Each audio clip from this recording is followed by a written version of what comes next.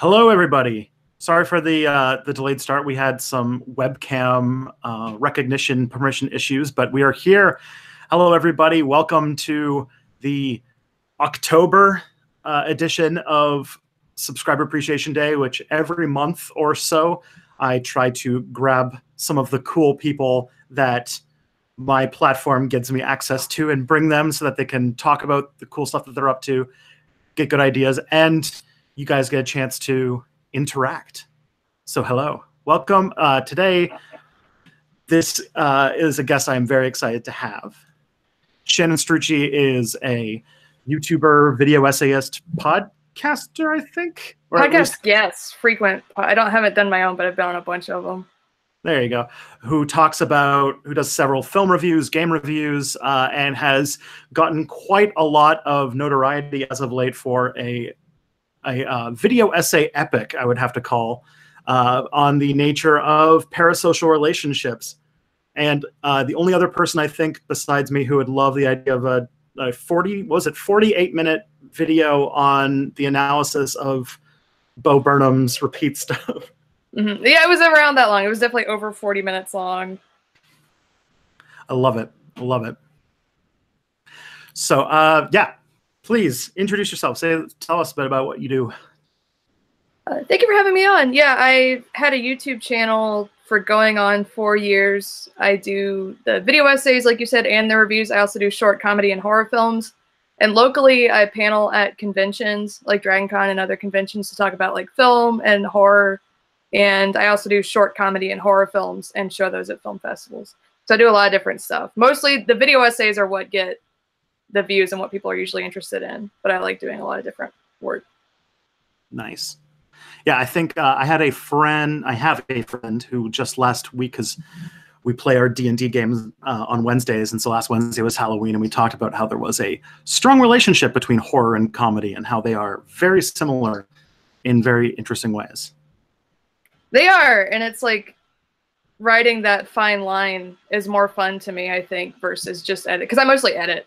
I shoot some of the stuff that we do, and I edit pretty much all of it. And that line between comedy and horror, and trying to make something that is both really funny to someone, but also upsetting.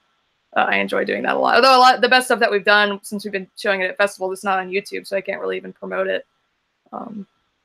yet. Unfortunate.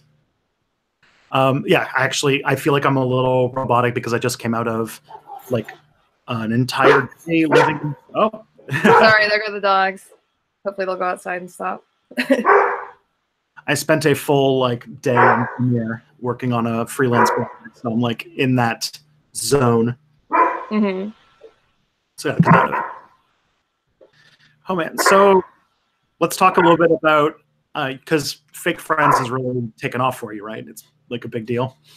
Yeah, it's been. I mean, I was making about $350 a video on Patreon before it came out, and now I'm making over 800, and I got like almost doubled my subscribers off of it after doing this for 3 years, and just always feeling like, or hoping like this next video will be the one, or this will be the thing that I finally that this becomes actually viable for me, you know, rather than is this just always going to be kind of a side thing or a hobby, or am I wasting time doing this? So it's been very, I've been very fortunate with the response that it's gotten. It's not like it blew, like, I think it had a certain impact on like a certain niche audience, but it only has like 50 or 60,000 views, which I know is a fair amount, but not compared to most of the YouTubers that I know. Or like I ended up, I was at Universal with my family earlier this year at Halloween Horror Nights, and I got recognized off of that video. And I thought that was by a total stranger, and I thought that was so weird that only 50,000 people have seen it. And I ended up interacting with one of them in real life. That kind of freaked me out, especially with the nature of the video. But yeah, I'm very, very happy with the response that it's gotten. It's been crazy. Yeah, it comes highly recommended. I think I remember watching it and then being like, oh, that was good. And then I saw part 2 hadn't come out yet, and I was like, okay, guess I'll move on. And then somebody else was like, no, this like part 2, like I think this was about a month or 2 ago now. Mm-hmm. It was August that part 2 came out. Yeah, and so it was just, someone was like, you should really check out this channel that's like doing this. And I was like, oh, I didn't know that was a part 2. All right, let's do this. What were your initial impressions of it? Of part 2 or just the series in general? Oh, either one. I think that there's some really there's some interesting things that came out of it. One was there's a part in the introduction that gets really meta about like where you basically, I just watched the intro again, getting prepped, where you basically go on this long list of like, you could watch like all of my videos and watch or listen to all the podcasts and all of the tweets, and you still would not know who I am because it's just my public persona.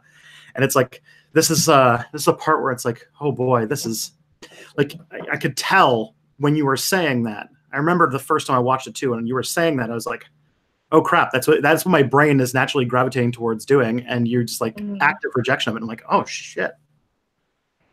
And also you, I remembered, I think in part 2 it was, you like, the impression that I remember walking away with the most is that it killed Critical Role for me for about a month. Oh no, I didn't mean, people got really upset about me mentioning Critical Role. And I didn't mean it in the way that people took it, I think. But it's like 5 hours a week. That was the main problem I had with it, I think. That's such a time investment. I agree. I think that they totally play into it. But as you even said in the same episode with who is, I'm trying to remember the name now, the Irish streamer that you featured in that. That's Sean McLaughlin, Jacksepticeye. Okay. That's him. And how he, but like, I think that in a lot of ways, Critical Role is complicated because they were already kind of celebrities beforehand too. Not to the same extent. I don't know. It was interesting. That was the thing that, because Critical Role, I realized like, oh shit, I completely bought into that. Yeah, like even being aware of it doesn't make you immune. In just a second, a cat wants to get outside. I think, yeah, I was gonna have to shut my door if the dogs kept barking inside, but they so apologies if at some point I just get annoyed and get up and go close the door. All right, we do have a first question now from Jenga Tree 121 that wants to know what your favorite Halloween movie is. Now, don't know if this is a Halloween movie as in like an October 31st movie or a Halloween movie as in like the series. I've only seen the first in the series. So my favorite one is the first one because I've only seen one, but I do like the first Halloween film. I recently rewatched Resolution to do a review on it, and I love that movie. But I think if I didn't have time to watch it this year, but I mean, my favorite movie to watch around Halloween would probably be Evil Dead 2, because that might be my favorite horror movie. That's a solid choice. I like that one a lot. Evil Dead 2, I have my relationship with it comes from the fact that when I was a little kid, I grew up and my parents had taken in my cousin, who was like a Gen Xer, and so I always so growing up in the 90s, I got introduced to a lot of things way earlier than I should have, and Evil Dead 2 was one of those things that I watched way too young to appreciate what was going on. That's a really bad movie to watch super young, I think. I think it would have scared me off of it if I had seen it when I was like 9 or 10 or something like that. Versus when you're a teenager and it's a lot funnier. I remember the first one terrified me. I think the second one I was just old enough to get that it was a joke. My parents are what? I'm making a mistake. I'm thinking Army of Darkness. Oh, which one was Army of Darkness? That you in your like history with these movies? Is that the one that you watched too young? I think I watched all of them too young, but like, oh no, this was the one where I got that it was trying to be funny, while like Evil Dead, the first one, or the how does that work again? Because I know they made it serious and then they remade it less serious, but with the same lead. They could not get the rights. They made the first Evil Dead when Sam Raimi was 19. I love the Evil Dead movies. When Sam Raimi was 19 and Bruce Campbell was 21, they like went around where they were and got like local, maybe like dentists and lawyers to fund most of it. And they just made it in a cabin in the woods in Tennessee. And then when they were making the second one, they had a much higher budget, but they could not get the rights to any footage of the first one. So like the first maybe like 7 minutes or something of Evil Dead 2 is just like a really sped up version of the first movie with a different actress. That ends just like is paced a lot faster, and then it just goes into like a completely different story, and just much higher budgeted, much more chaotic. Really, I would say Evil Dead 2. It is a horror film, but it's also like a dark comedy film. And then Army of Darkness is just like Three Stooges, pratfalls. I'm not the biggest Army of Darkness fan. I know a lot of people like it a whole lot. I really did not connect to it, especially because I loved Evil Dead 2 so much. I imagine then you probably have complicated feelings about the Ash versus the Evil Dead TV show they tried to make. I haven't seen it. I really did not like the reboot, the theatrical reboot of it, but I might like the show just if he's older and they're doing something different with it. Whereas the reboot film, there was an interview that I kept going back to where they had cut out the tree rape scene, which I think Raimi and Campbell, or at least Raimi, like regretted how, especially in the first one, how misogynistic and violent it was and whatever. And there was a producer on the new movie who was like, no, like slamming a table. It's like, give me my tree rape. We have to have the tree rape. And I was like, that's weird. That's bad. Like, what kind of movie are you making? Why are you so insistent about having that? It's not like it's a super serious horror franchise. And that turned me off of it, and I just didn't like the CGI in it. But I might like I said, I might like Ash versus Evil Dead. I just haven't seen it. Yeah. I think the one now it's starting to come to me. I think the one that I watched too young and was scared to death of was the non-self-aware original. That's just a straight horror. It's a low-budget horror movie. Parts that are a little bit funny, but it is a lot scarier, or trying to be scary versus any of the other Evil Dead stuff. So Evil Dead 2 is the one that goes like, I'm good Ash, you're bad Ash, and the little goody two-shoes jokes and stuff like that. Yeah, and the mirror, and he cuts his own hand off, and all of the deer and all of the appliances are like laughing at him. Okay. I think I saw that when I was like 11 or 12, and I thought it was great. That's a better age to see it. My mom actually got me into most horror stuff. She showed me the Evil Dead movies when I was a lot younger. She showed me like the Universal horror stuff, which is really cool. And I used to, I think, in Vincent Price films when I was maybe a little too young for those. But that got me started on my like lifelong love of horror media. Yeah, what is it that you said, like, you a little bit before the stream, you said you like you study horror theory and all sorts of stuff. Like, what got you into, like, what makes this genre so compelling to you? That's really hard to say. I've always, I mean, in my life, I am not a super big risk taker, but I'm still a little bit of like an adrenaline junkie. So the way that I kind of solved that, I guess, when I was younger, is I love roller coasters. I love haunted houses. I love scary movies, stuff that really gets, because I get a high off of my adrenaline going or whatever. So watching or reading scary stuff was always very, very fun to me, rather than being upsetting or rather than, I mean, some stuff is still really scary to me. But even when I was like 7 or 8 years old, I would read a ton of horror stories and read like weird urban legend Web 1.0 websites.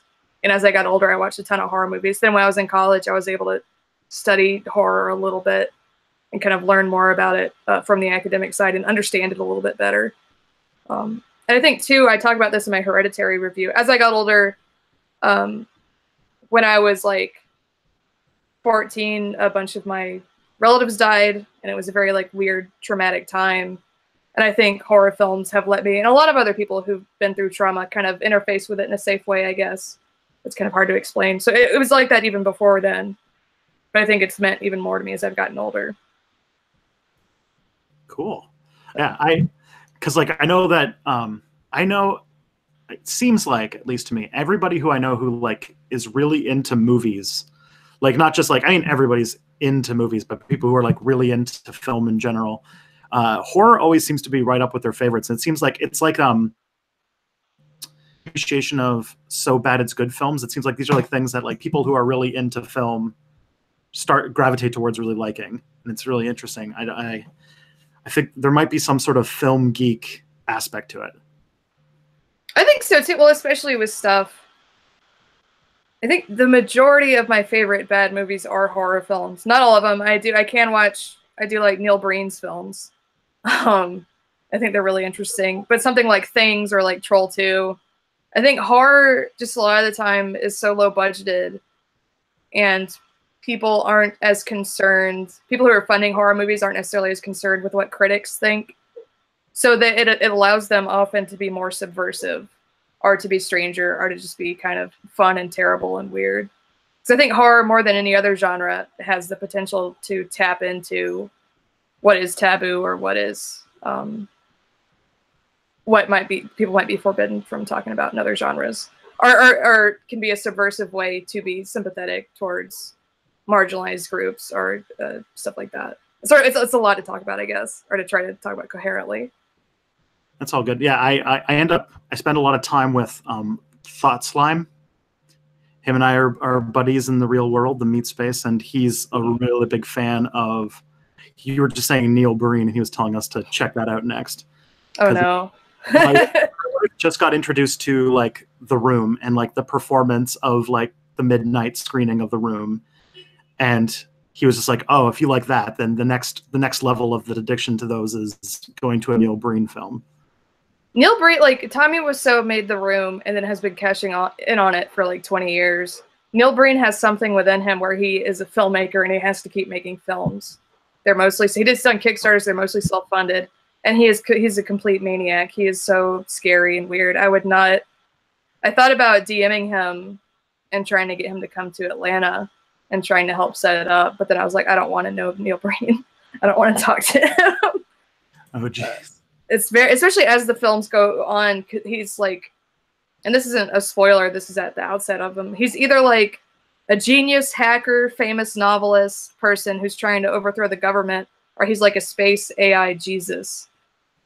It's just like these strange ego trips out in the Nevada desert that are unlike anything else I've ever seen. My friend Graham and I watched all 4 of his films in a row one day, and I just felt my brain melting. It was terrible, but it was really fun. And I really want to see Twisted Pair, but I don't know if he's going to come. I'm not going to go to a different state to see it. It's not worth it, but.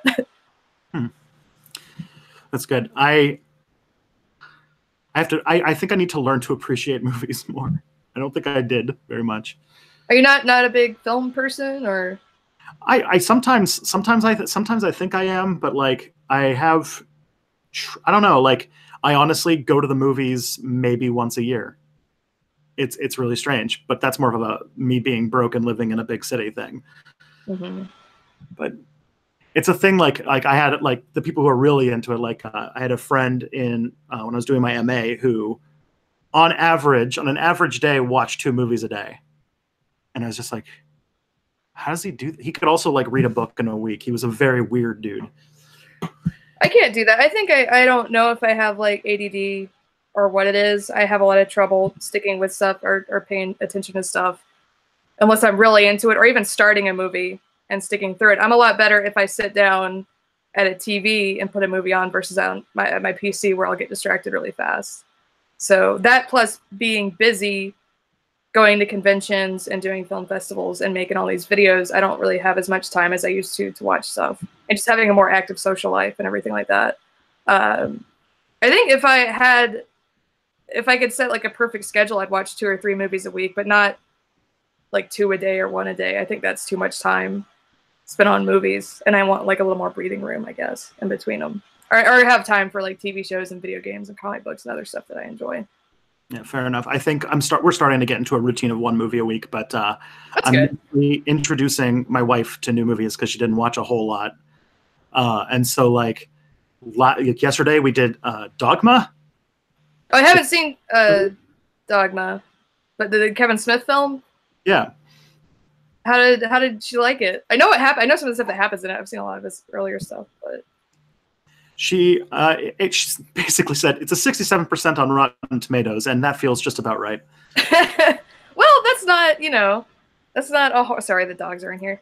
That's more than 50%. I don't think that's certified fresh, but that's something. It was a C+ movie. It was satisfactory. What do you think? Like, so I saw Clerks 2 before I saw Clerks. And everyone, I had read some people saying that the like hatred of Clerks 2 was just like nostalgia goggles. And I'm like, no, I saw it backwards, and Clerks 2 is terrible. That's my take on it. I like the first one a lot more. I got a bit more into, I used to like Kevin Smith a lot more, maybe about a decade ago, than I do now. Mm-hmm. I think that, like, again, both of those movies, like, he's very much a person that does not care what the market wants or what people want. He makes the movies for himself. Mm-hmm. Well, he doesn't like it when critics criticize him. He's very sensitive, is the impression that I've gotten as well. Especially with his later films, he's got like really upset about like Cop Out. Did he do a movie, like a Bruce Willis cop movie that was really poorly received called Cop Out? But the Clerks movies, I feel like it was an attempt to do for his 30s what Clerks did for his 20s. which was weird. Here's the dog on camera. He spent his 30s being a like wealthy movie director and not working in a like restaurant, and so like I think like there might have been there's some class stuff that didn't get discussed, which which might have been more honest if it was discussed. Yeah, like if Dante had become like wealthy or something and it was more about that would have probably been a better movie because it would have been more honest from his own experience. Rather than like a much higher budgeted, brightly colored. It just like seemed antithetical in a lot of ways and just not having the best plot to the first Clerks. Because I know even now just doing YouTube, I don't have that much more money, but like how I live has changed a lot. My situation has changed a lot, what I'm doing, and like when I'm in public, not that I would like party all the time or go crazy, but I don't really drink when I'm in public anymore. I don't know if someone's going to be there looking at me or taking a picture or anything like that. And I think like your life changes so much if you end up at all being like a known entity or like a creative figure. And that on top of money, on top of it being a different film formally. And like you said, all of that was just sort of ignored in favor of some like really crass jokes that weren't very funny. Yeah. One other thing that you do on your channel is you review video games. Someone asked if you're a fan of horror video games. Silent Hill 2 is my favorite video game of all time. I'm just gonna put that there. I love horror video games. I haven't had a chance to play a lot of like recent AAA ones, but I love a lot of weird independent horror games that I've played over the years, and I could talk about Silent Hill 2 forever. I love it so much. So that I think like, see, like when it comes to like I checked out of consoles in the early 2000s. Like just like, I don't know, I just never really got into them. I never went on. I never got them as a kid. Like I had a PC as a kid, and that just kind of replaced everything. So like, but I did have one for a bit, and I think I played Silent Hill 1, and then never bought a new console after the PS2. And then like 10 years later, there's like 1,000 of them, and I'm like, oh, I guess that was a thing that happened. Yeah, well, the first three, I haven't played the third one actually, but the first three are sort of the core ones, and 2 and 3 came out on the PS2. I've played some of the later ones. Not Homecoming. Homecoming was terrible. There's one called Shattered Memories that's on the Wii that's really interesting because it like psychologically profiles you depending on what you look at and what you do. And there isn't really combat. You're just sort of wandering around this really sad town looking for your daughter. And it's more of like a melancholic game than a horror game. And I like Shattered Memories a lot. But I mean, 2 is just because you're this guy and you get a letter from your wife saying to meet her in Silent Hill, but your wife's been dead for years. So you're trying to figure out what's going on. And it's just a game about grief and guilt and self-loathing. And all the monsters are manifestations of the main characters, like repressed sexual urges or traumas from different characters. And it's just so beautiful and like densely layered. And some of the voice acting isn't great, but it just makes it a little more uncanny and strange. And I've just never had that personal of an experience with a video game. I've never been scared that much by another piece of media. I just, nothing for me so far has topped that. Although Hereditary was pretty scary. Maybe even scarier than Silent Hill 2. But yeah, there's some really small horror games that I like a lot too. There's a text-based game called Shade you can play on browser that's really fun. And Michael Lutz's games like My Father's Long Long Legs and The Uncle Who Works for Nintendo.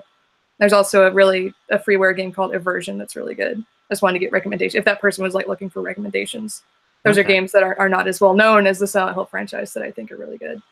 Yeah, I would love to see more games. I would love to see more games and also more movies that hit the, I guess like I'm trying to think of like the horror aspect, but not so much the scare aspect, if that makes sense. I guess like for a long time, this will show how great my taste in films is. One of my favorite horror movies was Event Horizon. Because of just that aspect of like, oh, look, the universe, like our first step out into space and all of the worst things that we could possibly imagine. Alien is also another one that kind of hits that note for me, where it's not exactly, that one's got a bit more of the jump scary stuff, but the just, I think there was like a quote associated with Alien that was like, there's two options. There's either aliens out in the universe or there isn't, and both of them are equally terrifying. Yeah. Whether we're alone or whether there's a a force out there that's probably malevolent, are both really depressing possibilities. And yeah, there's a lot you can do with that. I haven't played as many science fiction horror games, but I'm sure there are a lot of good ones, or it's a good, something good to tap into. I'm trying to think of other like science fiction horror films that I really like. I don't watch too many science fiction films. I'm not very good about it. Not necessarily science fiction, but like I guess it's like that kind of horror that comes from like people who are really into H.P. Lovecraft, I guess, that like just feeling really weak and pointless in like the dark, indifferent universe, instead of like, oh, there's a thing that wants to kill you. That's very much how Hereditary is. That movie comes so highly recommended. I definitely need to get on that sometime. Well, you have to really be in the right, I guess, mood or like headspace to watch it, because it's a really upsetting, devastating film. But yeah, the director said he made it like his fears are not about like ghosts or monsters or whatever. It's like, what if somebody I know died? What if someone I know or care about betrayed me? What if you don't really know yourself, or what if you're not in control of anything? Without getting into any spoilers of it, just about that sort of like nihilistic, the sense of being helpless. And the characters in it are very relatable and very sympathetic. And then all this horrible stuff happens to them. And it felt for me, that movie was a really good representation of what it feels like to go through grief and loss, like a better representation than I had ever seen before, because it's just so brutal. I don't think every horror movie should be like that. Sometimes they should be fun or silly, but yeah, a lot of what he pulled from too was this movie called Don't Look Now. Are you familiar with that? No, I'm interested to hear about it. It's a horror movie from the 60s or 70s. I think it was filmed in Belgium or Venice.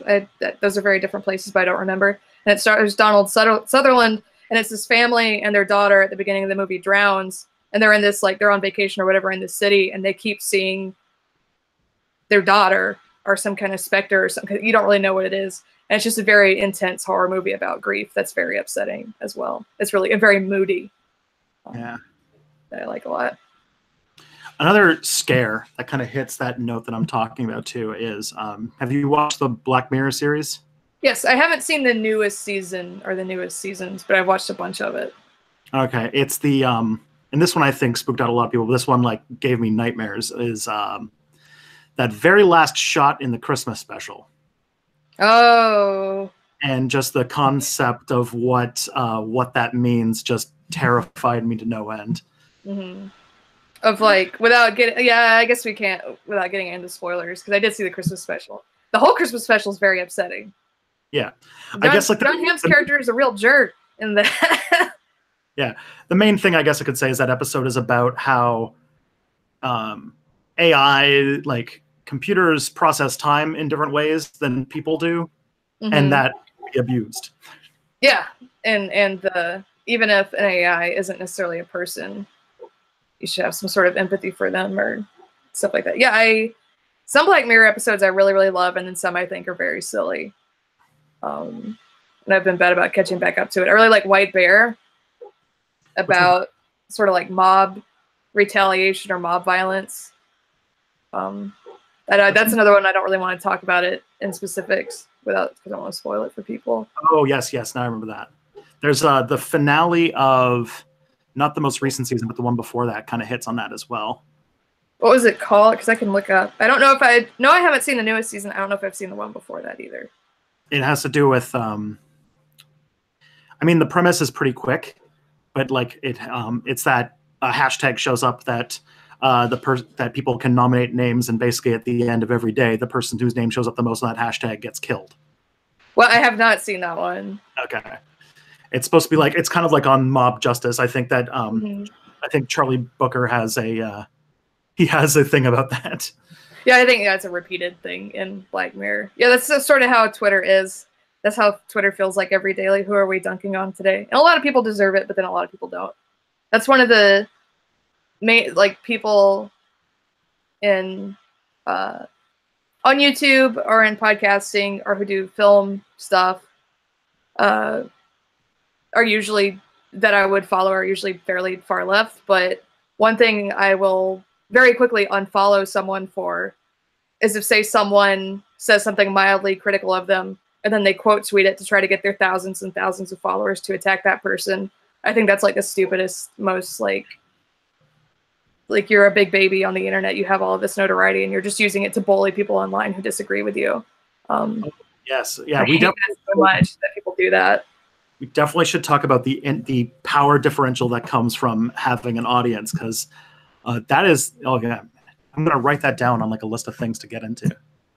Yeah, I can talk about that for a while. I mean, I don't have like I don't have tens of thousands of followers, but I've had to be. I'm really careful about that. I'm really cognizant of that, and a lot of people aren't. And it's not even. I'm not trying to defend people who like say hateful, violent, harassing things online. That's not what I'm talking about. I'm talking about like mild criticism or a joke or something that people interpret. And I'm just going to lock the dogs out real fast. Sorry about that. They keep coming in. No problem. I don't want to interrupt. I'm just going to keep them from knocking over my microphone again. Yeah. I will entertain everybody while you're... Yeah. Hello, friends. Outside. Yeah. We're talking about Blood-Borne. I need to play that game. Is it out for PC? They have Blood-Borne for PC? We'll find out. I was hoping they would come in here and settle down, but they did not do that. But yeah, What? Finish your thought. Yeah, I've seen people who I respected in the YouTube sphere or other spheres do that. I saw someone literally quote tweet someone who had 2 followers.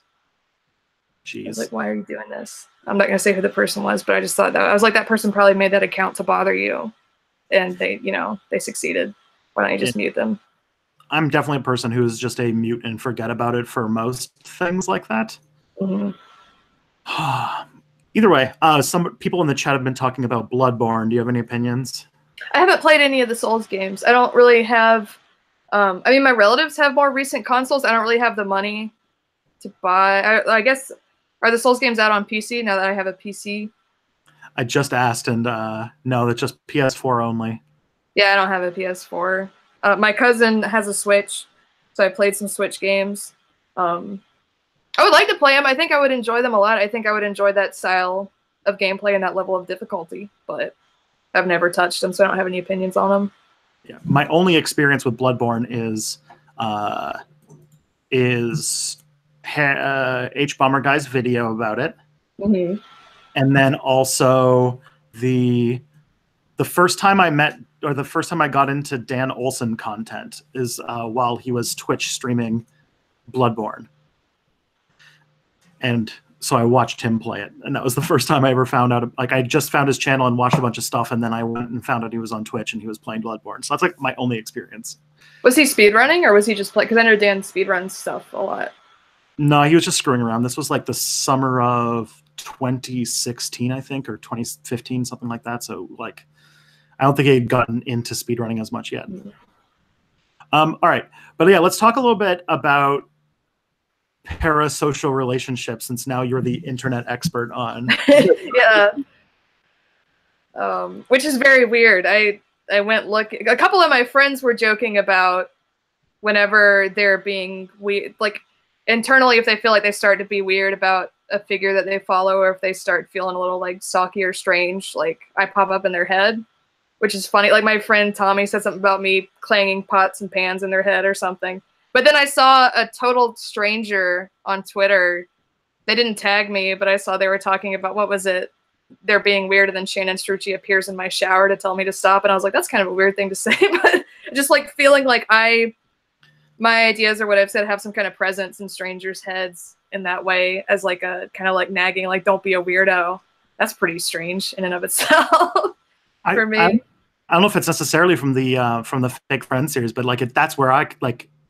You definitely took a thing that everybody was doing and everybody was exploiting, and just sort of like stripped it and pointed at it and said, "Look at this thing. It's exploitation." And now I think for like a good month after I watched that video, I was thinking about, oh crap! Like, as somebody, not only somebody who is a person in the world who consumes media, but someone who makes media and has built those kinds of relationships and has done those types of things. It was really like, yeah, it was a real what's it called, brain worm type.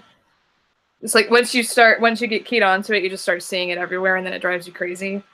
Because that's how I felt about it for the past. It was, I think, 2016 when my friend told me what parasocial relationships are, and then I was like, oh my god, there's a name for this. And I started researching it in 2016, so it was like a year on and off of research before I made the first video, then another year of making the second one. Yeah, I think that one thing that I can definitely completely chalk up your videos to was me actually axing a project because of how it made me feel. Because for a brief time, I started a Dungeons and Dragons channel. Mm-hmm. As I know that we're both into that, and I made a. Oh, yeah, video. I'm wearing my LGBT D&D tank top actually.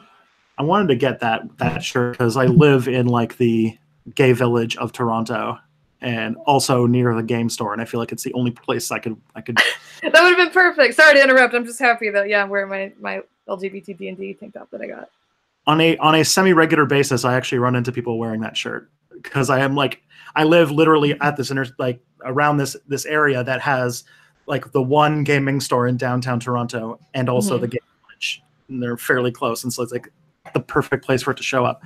But yeah, so I started a D&D channel, and I was going to use it, and it was going to be educational, and everything was good. But then I was like, I really got to stop putting everything that I do on display and try to turn it into some sort of business and just have a thing that's just mine. Mm-hmm. I'm very big about that because I'm actually, my friend Joel, I met because he was one of the hosts of a comedy show in Atlanta. He's starting an actual play podcast that I'm going to be on with some other friends. And I thought about it a lot, but I mean, this is being made as entertainment for people versus if I was recording the games that I have with my friends, which I've recorded a little bit of it and I've thought about putting it online, but it is like, I think it's very important to have stuff that's just for yourself and to not have that pressure of okay, well, I'm out doing this thing. What should I post about Twitter about it? Should I make a video about it? And to just be able to turn that off, because as someone who makes videos for the internet and when you have to maintain a social media presence, there is a whole lot of pressure to just be content. I mean, that's what both Burnham and Jacksepticeye talk about, the clips I used at the end of Fake Friends 2. You're under constant pressure to be putting every single part of you out there.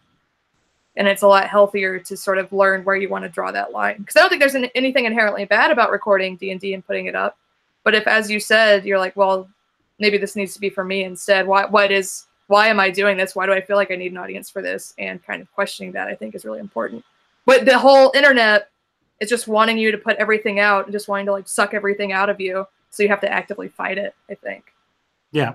And so right now, like, I fight all of my efforts to, like, D&D is just a thing that I do not do for profit. I do not do for an audience. I just do it for fun with my friends. The closest thing that comes to like intersecting with my personal life is that, or with my professional life, is that another Toronto-based YouTuber is a player in that campaign. So that's always fun. I think that's important too. And it's like anytime I talk about this kind of stuff, I don't want to come off as judgy or self-important, which can be difficult. Like, I think it's really important to have friends and to have people in your life that do not care about your YouTube channel at all, that are just like vaguely supportive and happy that you're doing well. But I think it's been really healthy for me to have people who aren't sitting there watching everything or monitoring everything, or my interactions with them aren't at all predicated on that. It's also really nice to have friends who can understand how weird all of it is. But I think there are some people who do YouTube or podcasts where that's like their entire life. And it's like your job and your social life and how you're involved politically and everything. And I think that's too much. Or it would be too much for me. I like just sitting around and having a whole day with a friend and like my internet stuff doesn't come up. I can just get away from it, or I don't have to record everything. Not that that always happens, because there's always something weird or interesting happening with my YouTube channel or my Curious Cat with the weird questions that I get. But I'm just very happy to have friends in my life who I knew before I did it. So it's not necessarily an aspect of the friendship. you know, if that makes sense. Yeah. On that same note, though, this is something that kind of comes up. There's also a lot of you can have a lot of cathartic conversations with other people who are also making stuff. Like, and this was sort of one of the interesting things that I had a conversation about with Thought Slime. Actually, everybody, I hang out with him way too much. And so one of the things that we were talking about is like there were two friends who only like we know each other through our work. We met each other through our work. And at the same time, we see each other on a regular basis. And so like, it's weird because like sometimes we have to parse like, what is the relationship that we have that's like through watching each other's work, and what is it through like just like hanging out? And it's really, it can get really weird and hard and odd. A few years ago, I was like, I never wanted to talk too much about personal stuff publicly, I guess, but I was dating a musician, and it's not someone involved with any of my videos or that I've ever mentioned online or anything like that. That's the only reason I feel comfortable talking about this.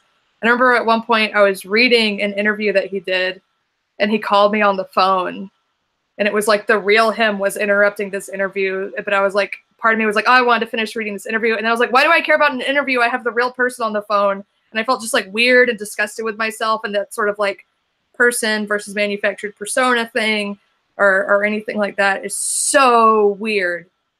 For there to be someone that you know that you can message on your phone or call, and then there's also, you know, all these interviews or hundreds of hours of podcasts or YouTube videos of like a version of them that's always accessible, especially after you have a falling out with someone. I think that's very weird and very unhealthy for all of that to be like right there for you. And yeah, just interacting with people and knowing that some people are very different from their online personas, and some people are basically the same, and their audience has no idea. And it's not these people are being deceitful either. It's just part of it, I think. Yeah. Like, so weird. You and I both know H Bummer Guy, and H Bummer Guy is not a manic person in real life. No, he is a lot more subdued and just a normal person. Just he's not like, whoa, hey guys. Like, I think I would find him very annoying if I was hanging out with him. We hung out in New York last year, and if we were like at a coffee shop and he was just like going around like challenging people to debates or do it, I would just be like, oh, I can't, this is embarrassing. No, he's wonderful. He's just a very low-key, sweet person. It's just, that's the person that from all the creators that I know personally has the biggest gap between their persona and their in-person, like their actual personality. I can see that. I think he has more of, not like a fake manufactured persona, but he does have more of like a character that he plays in the videos that's pretty clear. Like the very high energy, very sarcastic, like cheeky kind of persona. That again would be very annoying in real life. For me, it would be very annoying. And it's also melting a bit. Like I think the last couple of videos have been a little bit more sincere. I think there's a change going on. But that kind of happens because I would imagine that you do this long enough, sometimes you start to, first of all, you start to question where you end and the character begins. But on top of that, also, think just as you just build a body of work, more of yourself just ends up in this stuff, and it becomes more representative of who you are, which is not a good thing to say when we're talking about parasocial relationships. You're exactly saying like, this is not what we should be thinking. Another thing that comes out of that too is that I feel like this explains a lot of the, oh my, hello cat. There we go. We're both being attacked by animals. It's true. Although she's quiet, she's good. Is the feeling of personal betrayal and shock during the Me Too peak when all of the celebrities were getting exposed. I feel like it's a perfect, like that sort of thing, that there's something like that going on there. I originally, at the end of Fake Friends 2, I was doing a reading of this woman's Facebook comment that was like, Aziz Ansari is a good person. You don't know what, when he had the allegations against him. And then I thought it was too dark for that segment and I cut it. But yeah, this idea of knowing someone to where you feel personally betrayed when they do something terrible. In my political correctness video, I talked about Louis C.K. and how I loved his work. And I made the video before his allegations were widely known, because I knew it like through the internet, through Gawker, and through some comics that I knew in Atlanta. So I got a few comments, are people who talked about my video on Reddit or whatever. It's like, oh, she's still talking about that Louis C.K. stuff. It's all fake. It's just gossip. I got one really long, weird comment about it that was very defensive and talked about how I was poisoning a young woman she knew, like I was poisoning her brain with my sweet voice, like weird stuff like that. Then, of course, a few months later, he admits to it, and it is public, and then people kind of have to contend with, like, why did you defend him? You didn't know him. Mm-hmm. Why? He's just a comic, and he had some dark jokes or jokes about sort of bordering on being about assault.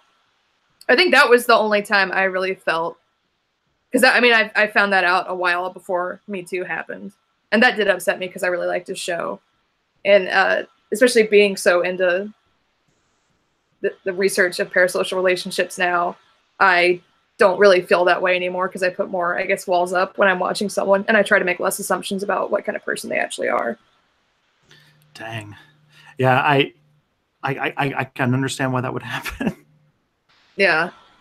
I can't unsee it. It's freaking it's a magic eye. You just said that it was a boat, and you just magic eyed what's going on, what the internet is. I had a really bad experience. I think I'll talk about this in a later Fake Friends video, although I don't want people to track this person down. That's like the last thing that I need in my life right now.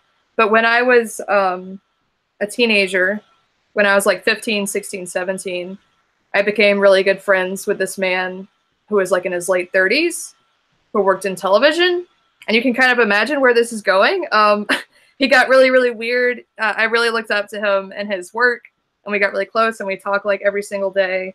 And I helped him like proofread some stuff he was working on, and I just felt so cool and so smart, and we got along so well. And then he would start, when I was 16, he sent me this email about how the age of consent in Georgia is 16, and he started getting weirder and weirder and a little bit obsessive. And I think he had really strong like romantic or sexual feelings for me when I was like 15, 16.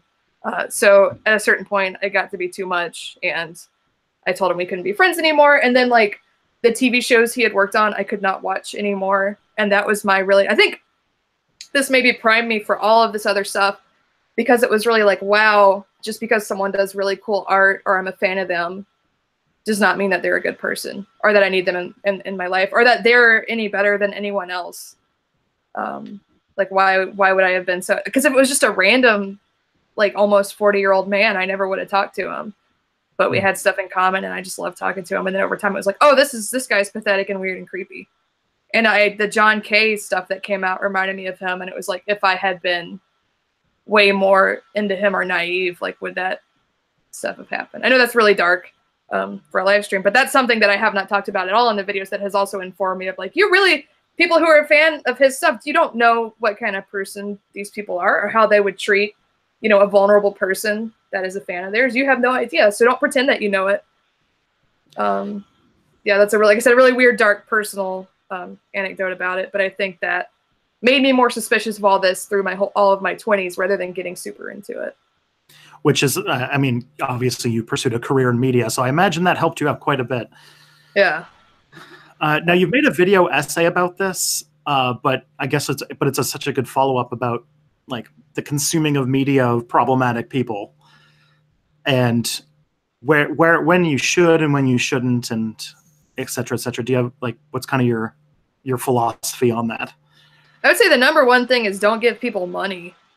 Especially if someone like Roman Polanski or something, I don't think it changes the world that much whether or not you watch a Polanski film or a Woody Allen film. But I think still going and buying a ticket does. I think you're saying that that's fine. And then I don't know. I definitely don't take a super black and white approach to it. But I do know in my own personal life, because I used to be friends with a lot of like edgier internet people, and I used to be friends with comics who would say things, who would make jokes that were really politically incorrect or that use slurs or whatever. And eventually I reached a point where I was like, I don't want these people in my life anymore. It kind of betrays, they could be really funny or clever people, but it can betray a lack of empathy in them pretty much universally. And I don't need to associate myself with someone who says certain words or whatever. And with content, it's a little more complicated, because I think people either want to never ever watch anything that is remotely contentious, or they want to support everything and call someone an SJW or the PC police or whatever if they're mildly critical or if they call something racist.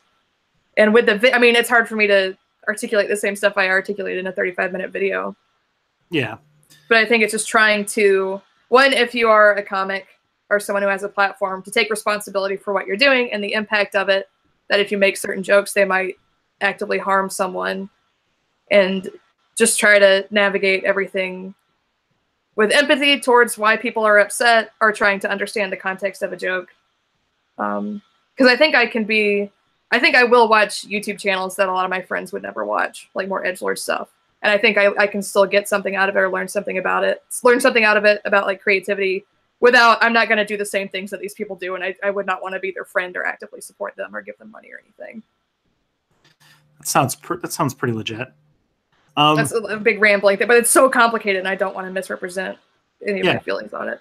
If you want to get her full position, you should go and check out the video essay that you made on it, because it's really good. Thank you. I was scared putting it out. My friend Devin helped me with the script, and he really encouraged me to put it out. Because I mean, I knew I would get people angry at me and calling me a feminazi or an SJW or whatever, but also just admitting to, when I was a teenager, the kind of stuff that I said on forums, the language that I used, or the kind of person that I was, or that I used to post on 4chan a lot. I think for some people that's just such a big red flag that they wouldn't even want anything to do with me, that I was like an edgy teenager. But I think it's possible. That's what sort of like why I like Bo Burnham so much, or why I relate to Bo Burnham. In some ways, that kind of like reformed edgelord thing of where you thought these jokes were funny when you're a teenager, then you kind of grow up and you can understand that point of view, but also understand that it's wrong. I think that's really valuable, and I wish more people, because I think a lot of comics just double down, or they pretend they never ever said anything bad, and then they get caught and then they get fired. Whereas I was just very open. I'm very open about my like pre-woke period, as they call it, or like my problematic past, because I wanted to be honest, and I also didn't want someone to be like, oh, look what you did in 2006. It's like, well, I was a dumb teenager, you know. Yeah, that's kind of a thing that we're going to have to do more often as we get more,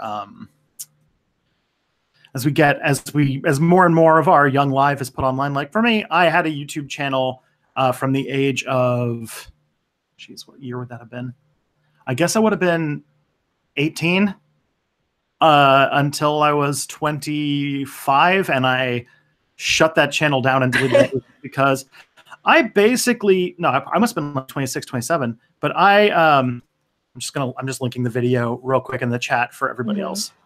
But yeah, I basically denounce and reject and suggest that nobody ever become friends with me before the age of about 25. I would say 21 or 22 for me. Yeah, I had the male blinders on, which kept me shitty for an extra few years.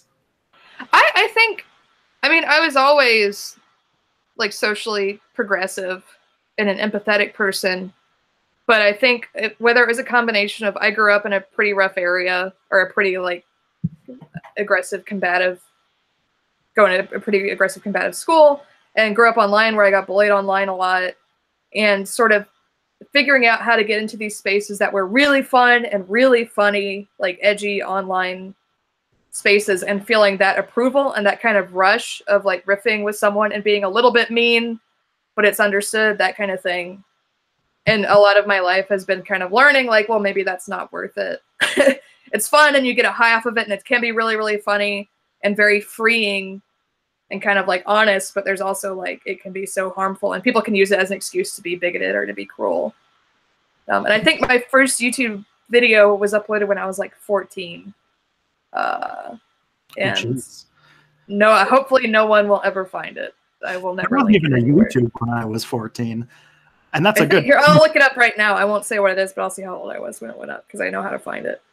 I've had like 5 different YouTube channels for different stuff. I tried a lot of different things. I used to make AMVs. That's how I got into editing. I think maybe I was 15. Okay, I found the channel. I think when I was 14, there were more space shuttles than there are today.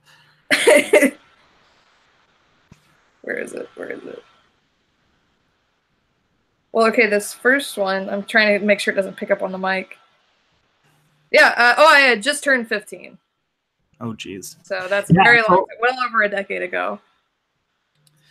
Yeah, because I mean, it's interesting that this is like a space where we're all gonna have to navigate, because we are the first generation of people who have to be adults with a good chunk of our childhood forever emblazoned on the internet, and no one's done that before, and the people after us don't have to do it yet. So or hopefully we'll learn from our mistakes and not post stupid stuff publicly that'll be there forever. That's hard when you're a kid. Yeah, I'm worrying that, like, pending the world doesn't end and we end up in, like, or a mass genocide isn't committed or something like that, that there are a lot of young white boys that, when they are adults, are going to really, really despise things they said on the internet when they were teenagers. I think, well, hopefully no one is the same person they were when they were a teenager.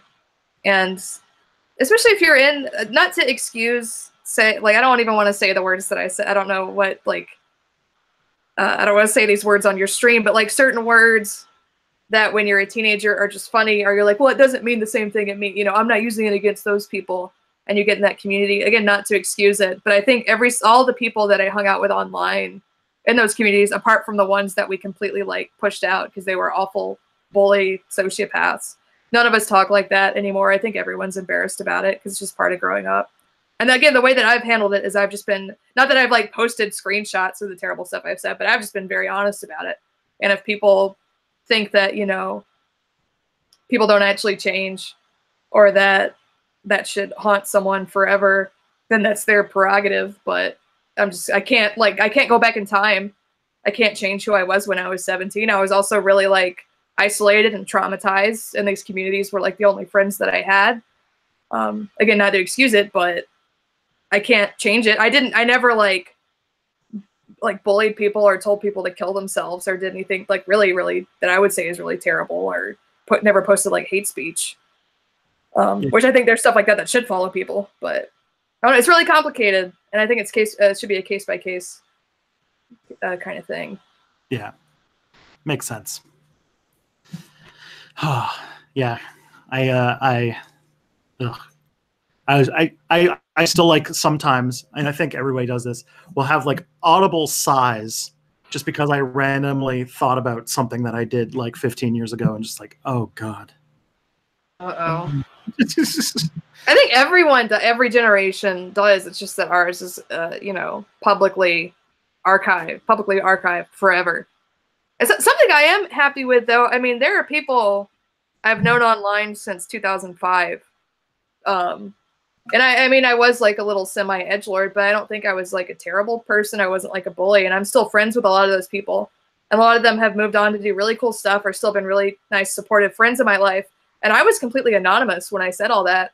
And I'm like, I'm glad that I wasn't a little jerk. I'm glad that I wasn't one of those people, because I would have missed out on all these great relationships and like opportunities and cool friendships that I've had for 13 years if I had been a little monster, which some people are, because it's like, oh, you're just posting on the internet, it doesn't matter. It's like, we're still interacting with people. Because again, I said edgy stuff, but I don't think I was like horrible.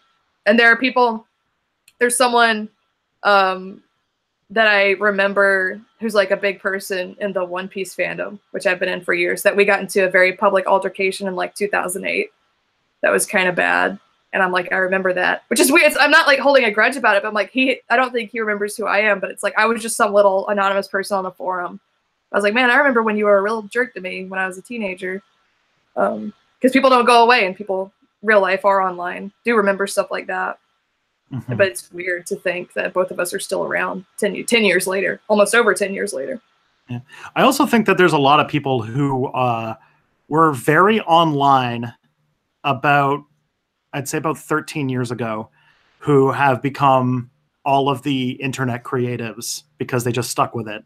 Mm-hmm. The big ones, the like heads of stuff. Yeah. Like when I found out that almost every big YouTuber in like the left tube space and the media, like there's a blob. We have a blob. Everybody, a good chunk of everybody in that blob is like was born between like the years of like 1986 and 1993. Mm-hmm. And it's I like, would say almost everyone that I know. Maybe some people are a little younger. Not many people are older than that. yeah, but like it's like this this middle of the millennial age where like born just early enough so you have a childhood that didn't feature the internet, but also you were on the internet when you were of like high schoolish age, so your entire adult life has been based around it. Mm-hmm.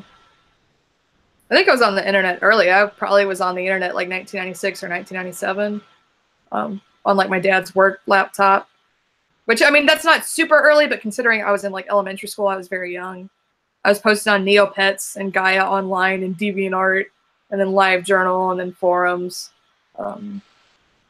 Luckily, using different usernames so that it's harder to track down whatever horrible, embarrassing, like cringy stuff I said on Gaia when I was 14 about anime or whatever.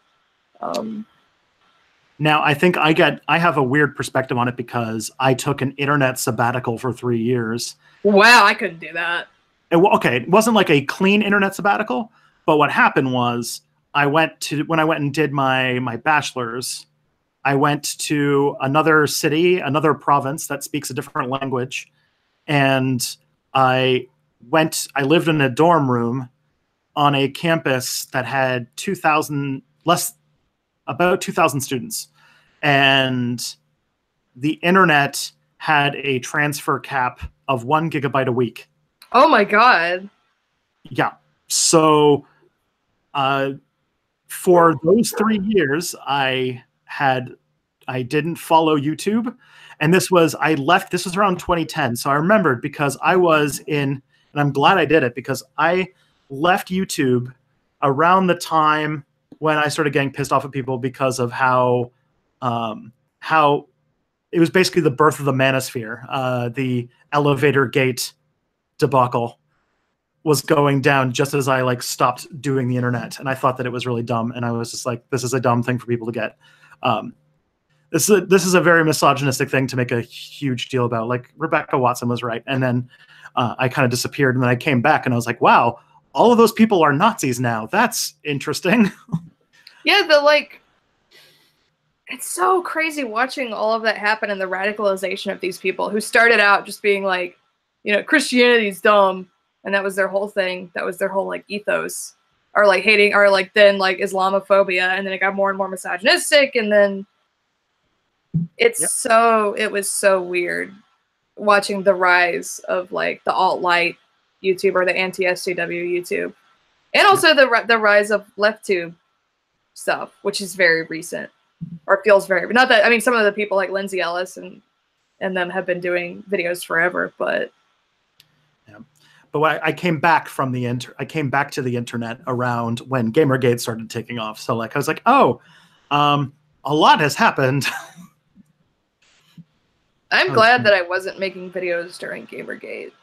Me too. That I was not, a target for that, because I'm sure it was very difficult. And it was such an intense surge of it. Because I get plenty of harassment, but I don't think anything of that level. I imagine, yeah, the standard woman on the internet level of harassment. Mm-hmm. I don't know. I do a lot. I don't show my face in every video, and obviously not that every woman should have to do this, but I do a lot to not sexualize myself, and I try to be very academic and very serious, and I think that helps some. But I still get, every couple of days I get like a weird curious cat or a weird comment. Or recently someone comments on one of my videos that was like, why don't you show, you're really cute, why don't you show your face more? Why isn't your picture your face? People would want to give you more money. I'm like, and you're commenting on a parasocial video about this. Will you please just like leave me alone? And that's not harassment, but it's stuff like that is annoying or weird, or just like any kind of comment focused on my body or how I present my body versus my work. And it's not just women that get that, obviously. I think every man that I'm close to who does video stuff either gets like weird video stuff or podcast stuff, weird comments about their body, or weird people hitting on them, or weird insults about their body from their fans, because people think you're just like on display at all times when you're just trying to talk about politics or movies or something. Yeah. I get I've gotten, I think the biggest thing that I ever get is not, it's more I just get death threats because of my work. I'm sorry, that's where it gets really scary. I have sort of gotten that, but not quite to that level, I think. I haven't gotten like a super explicit death threat yet, but I've gotten stuff sort of like that. And it's really scary. I mean, what can you do? It's probably just empty threats, but yeah. And then other people who pile on with more just sort of annoying comments don't realize that it's on top of a mountain of more serious, scary stuff. So if someone is a little snippier or a little more upset, and it's like, oh, you're being so sensitive. It's like, you don't know what's in my inbox from this morning, and you're just getting on my nerves now. I don't have, you know, if it were just a couple of people being a little bit annoying or being like a little bit trolling, that would be fine. I could handle that. But when it's that whole undercurrent of like darkness and weird obsessive people. Yeah. Like, which you did talk a little bit about. This is like the one thing that I think that I was like, when you were talking about the darker side of the parasocial relationships in part 2, I was like, oh, like one thing that really to be added, I always think of is John Lennon. Yeah. I very briefly mentioned the YouTuber Grimmy. I had like a screenshot of a news article about when she got killed by a fan. I think that stuff is just too dark and upsetting to me for me to want to talk about. I don't think people realize it's as prevalent as it is, like death threats and like Anita Sarkeesian trying to speak at places and getting bomb threats, and then Grimmy actually getting killed. Are those two, that YouTube couple who fairly recently someone broke into their house. I think it's kind of like, it's still really disturbing, but it was funnier for me to talk about people just standing outside of someone's house and being weird or trying to interview them versus really going into like stalkers. Yeah. And people who want to kill people, which I should talk about, but it just makes, because so many of my friends are YouTubers who get so many threats, it just makes me scared and sad. I don't want to talk about it because it freaks me out. Makes sense. Don't do it. Don't make any video that will like actively make you upset. I feel like. Yeah, well, I mean, Fake Friends 2 made me very upset. I didn't, when I set out to do it, I didn't know that it would. But I'm not a super emotional person. But especially the stuff where Jacksepticeye is talking about his grandma dying and whatever. And like I talked about in the video, when I watched that a separate playthrough of that Dragon Cancer, I saw the little memento that I had paid for someone I knew who had died. And that kind of like being tied into all this was really weird. And watching just all these people just suffering and editing that video for months and months and months. It was worth it, but I was also happy to just be done with it because it's very upsetting and depressing. And it makes you feel kind of sick. And that's when I came up with the Parasocial Hell name, because I was like, we're all living in just a nightmare. Yeah. The source of like the real nastiness that comes from me. I'm not going to assume that anybody who's watched this has seen any of my or seen my channel work, because there might be new Shannon Strucci fans in the audience, so I have to say a little bit. But the different, like when I went away from the internet, like when I was a YouTuber in the 2007 through 10 phase, I was one of the people who like read a Richard Dawkins book and thought they were smart, and so one of the like my come to Jesus moment was in university when I became really close friends with a Muslim woman who showed me everything that I thought was wrong, and really had a huge she probably doesn't even know that she had a humongous impact on like my worldview and the way that I see faith and identity and stuff like that. Because it's just spiraled out from there. And so like my master's thesis was on Islamophobia, and you don't have to watch my videos too closely to know that there is a very strong undercurrent of anti-Islamophobia, that has been my #1 source of hate and death threats and such like that. Which, yeah. That sucks. And that people are so, that even being like a random white dude defending, right, Islam, not being like a person from the Middle East or an actual Muslim person, like you're only tangential to it and trying to decrease the hate sphere around it, and you're getting this many threats. Like, what is it like to be someone who actually has these beliefs and is just trying to live your life? Yeah. Like, I can only imagine being a woman doing YouTube wearing a hijab and like the kind of comments that you would get, or the like awful. It's so terrible that you can't even defend a faith or defend a group of people without that kind of backlash. But I also came out of that sort of change saying that, like, actually, there's nothing inherently bad about being religious, and having religious beliefs is not a bad thing. And that still, like, I'm gonna watch the chat. I bet someone's gonna get mad about that, because that's still something that really grinds with a very online audience. Mm-hmm. Yeah, there's so much hatred towards religion, and I can understand that a lot of terrible stuff has come out of religion, but a lot of good stuff has come out of it too. And if you're going to be any kind of, like, for any religion, if you're going to be any kind of open-minded person, you need to be respectful of other people's beliefs on at least some basic level, and not just assume someone's a monster, or just think that you're better than someone inherently because you don't believe the same stuff that they do. Or even just buying into, or just even realizing that religion is not just like a preset set of beliefs. That is something that, like, that is all it is. Like, realizing that it has ties with family and kin and identity and friend groups, and they're like, it's so much more than just like, these are a set of things that I take as factually accurate. I think it can be so wonderful for people. I don't like, I think I said before, I don't like talking about my own views on religion or my own religious beliefs or anything. That's one of those things that I like to keep private. But I think, especially for me growing up in the South, I've known a lot of people who use, specifically Christianity, because like 99% of the people that I've met down here are Christian. There are people who use it as an excuse to be bigots, and there are people who use it to lead a much more, like, a life of kindness and of giving, and it just varies. And I think it's something that I don't even want to comment on in my videos. I think I'd rather like leave it more up to people. I'll comment all day about like gender and sexuality and other political stuff, but I think it's something that's very personal for people, and I don't.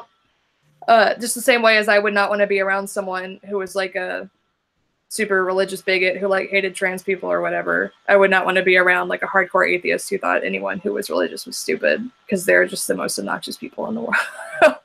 I mean, like, it makes sense to a degree, because like everybody, when they take on a new phase, when they're going through like like when you first stop believing in religion, or say when you first become a vegetarian, like you go through a phase where you become like really zealous about it, and then usually you come to your senses and kind of come back to realizing that your one person crusade to stop everybody from believing in things is not going to happen, and you have to live with these people. And it's a very narcissistic assumption that you can just swoop in and save these idiots from their deluded beliefs. You know, I don't. I think a lot of that. I mean, a lot of people, including people that I'm close with, went through that like edgy atheist 14-year-old kind of thing. But it's people who never grew out of it, or anyone who kind of defines themselves by what they're not, or by looking down on other people or thinking other people are stupid. I don't want anything to do with people like that. Yep. Yeah. I think some proper Wolfie has a good, yeah. If it brings somebody joy and they're not oppressing anybody with it, what does it matter? Yeah. I think that applies across the board for a lot of different things. Yeah.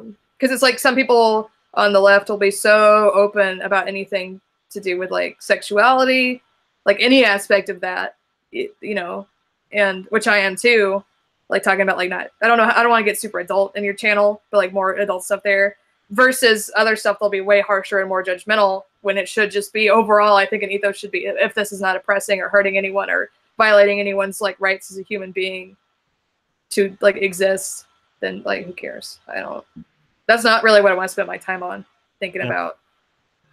So I did get a question a long time ago that has to do with the parasocial relationship. Basically, it's two questions that sort of ask if there's any sort of connection between like the research you did and like it looks like the research that was done on animals. Like I'm thinking of things like the cloth mother type stuff.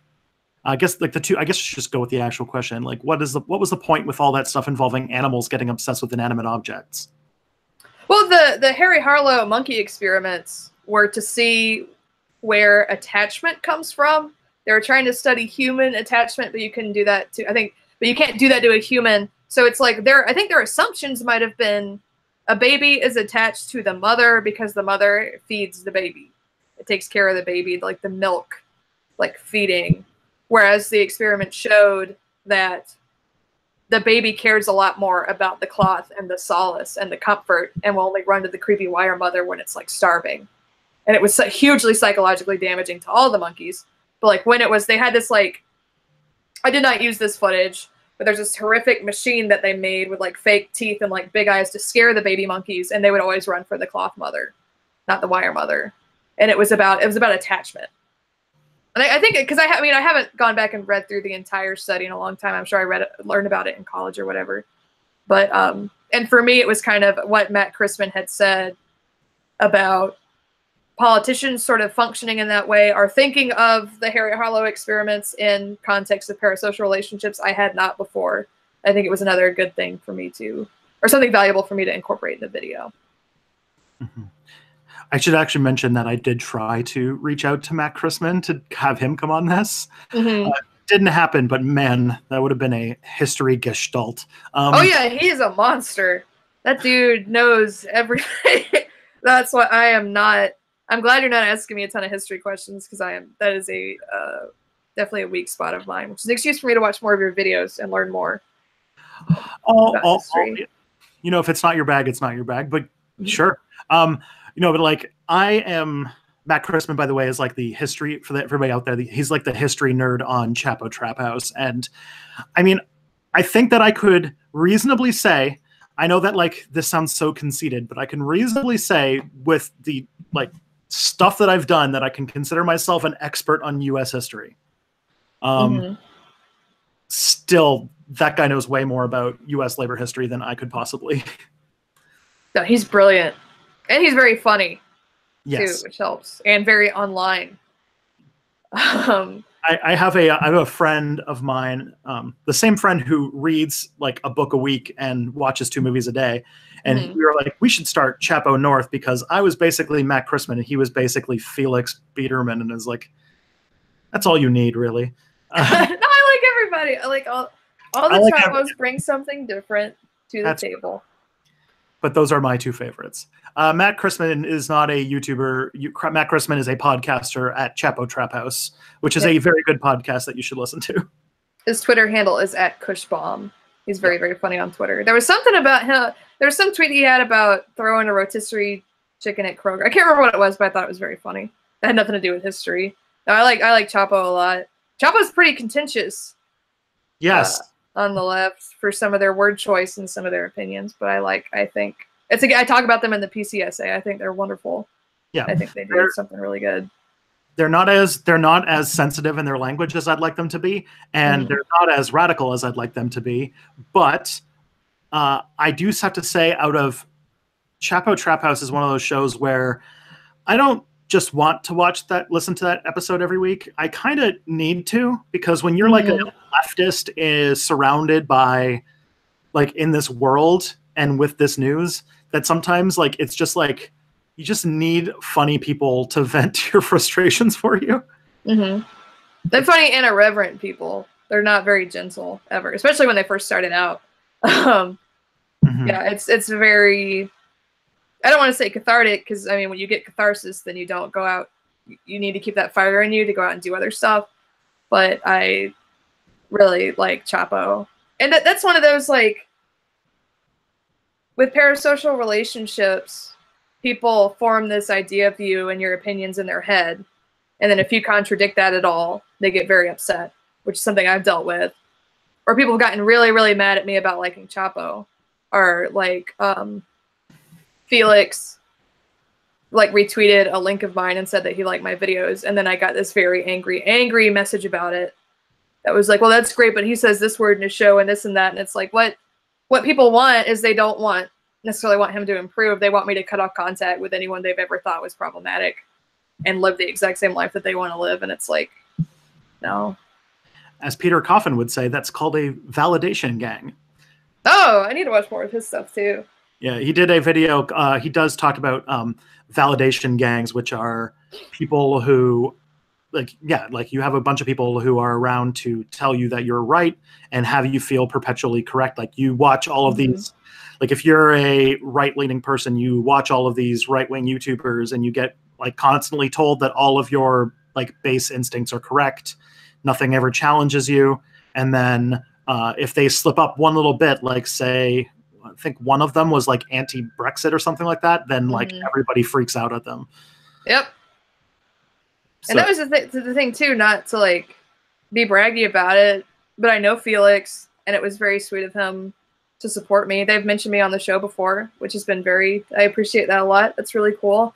And to the person, I was like, I mean, because he's seen the political correctness video, and I've talked to him about not liking their language choices, which is not easy to do. Everyone, like once you're actually in this position where you know people and you know that if you get on someone's nerves or if they're the kind of person who doesn't want to hear criticism, you could lose that connection or lose that friendship. It can be kind of scary and intimidating to do that stuff. But I have had that conversation with him. And I told that person, I was like, he's seen my work where he knows that I don't like it. I've told him to his face I don't like it, some of their language. Like, literally, what else do you want me to do apart from cut all these people out of my life and live in the same sphere that you do? I mean, Felix Biederman does seem like the kind of person who is pretty accepting of amount of, like, they basically spend one of the entire shticks on the show is calling him a loser. Yeah, no, he's great. I like Felix. I've interacted with, I mean, I know, like, I don't know everybody super well, but all of my interactions, I will say, with the Chapo people, they've always been very kind and understanding and supportive. Even when I've been like, hey, I didn't like this thing that you did on Twitter or this. Versus some people I'm not going to name in like the LeftTube community who I haven't gotten along with as well, or who, I don't know, or in the YouTube community in general too. Who, I don't know, it's that sort of really complicated thing about language choices making you a better person or not, or like where empathy comes from, or any of that sort of thing. I did not know before this stream started how well connected you were. I did at the end of Fake Friends 2. I got a bunch of people to do voices, including Chris and Felix from Chapo and H-Bomb and Dan Olson and Ian Danskin and Nick Spears and people, because I thought it would be funny. And because I didn't want to hear my own voice. And I thought it would be funny to have, like, Felix read off a weird question or an answer to a question that Chapo got about parasocial relationships. And then, oh, God, why is the phone ringing? I didn't even know the landline was connected in here. I'm sorry. I could disconnect that in a second. I can't hear it. Okay, that's good. There's a phone ringing in here, or the fax machine or something. I don't know what's happening. And I got comments that were like, I was watching your video, and then I got to this point where you had these people do voices, and I felt really excited because I recognized the voices, and I was thinking about y'all being friends, and then I felt awful, and I hated myself, and I felt terrible, and you did this to me, and someone called me Machiavellian. That they had this response where I know that I recognized that voice, and they got excited. Then they had this like intense self-loathing about it. I got multiple comments like that, and I was like, to me, I was like, it would be funny if I had H-Bomb say something about anime in the video, and then people had this. That was something I did not predict at all.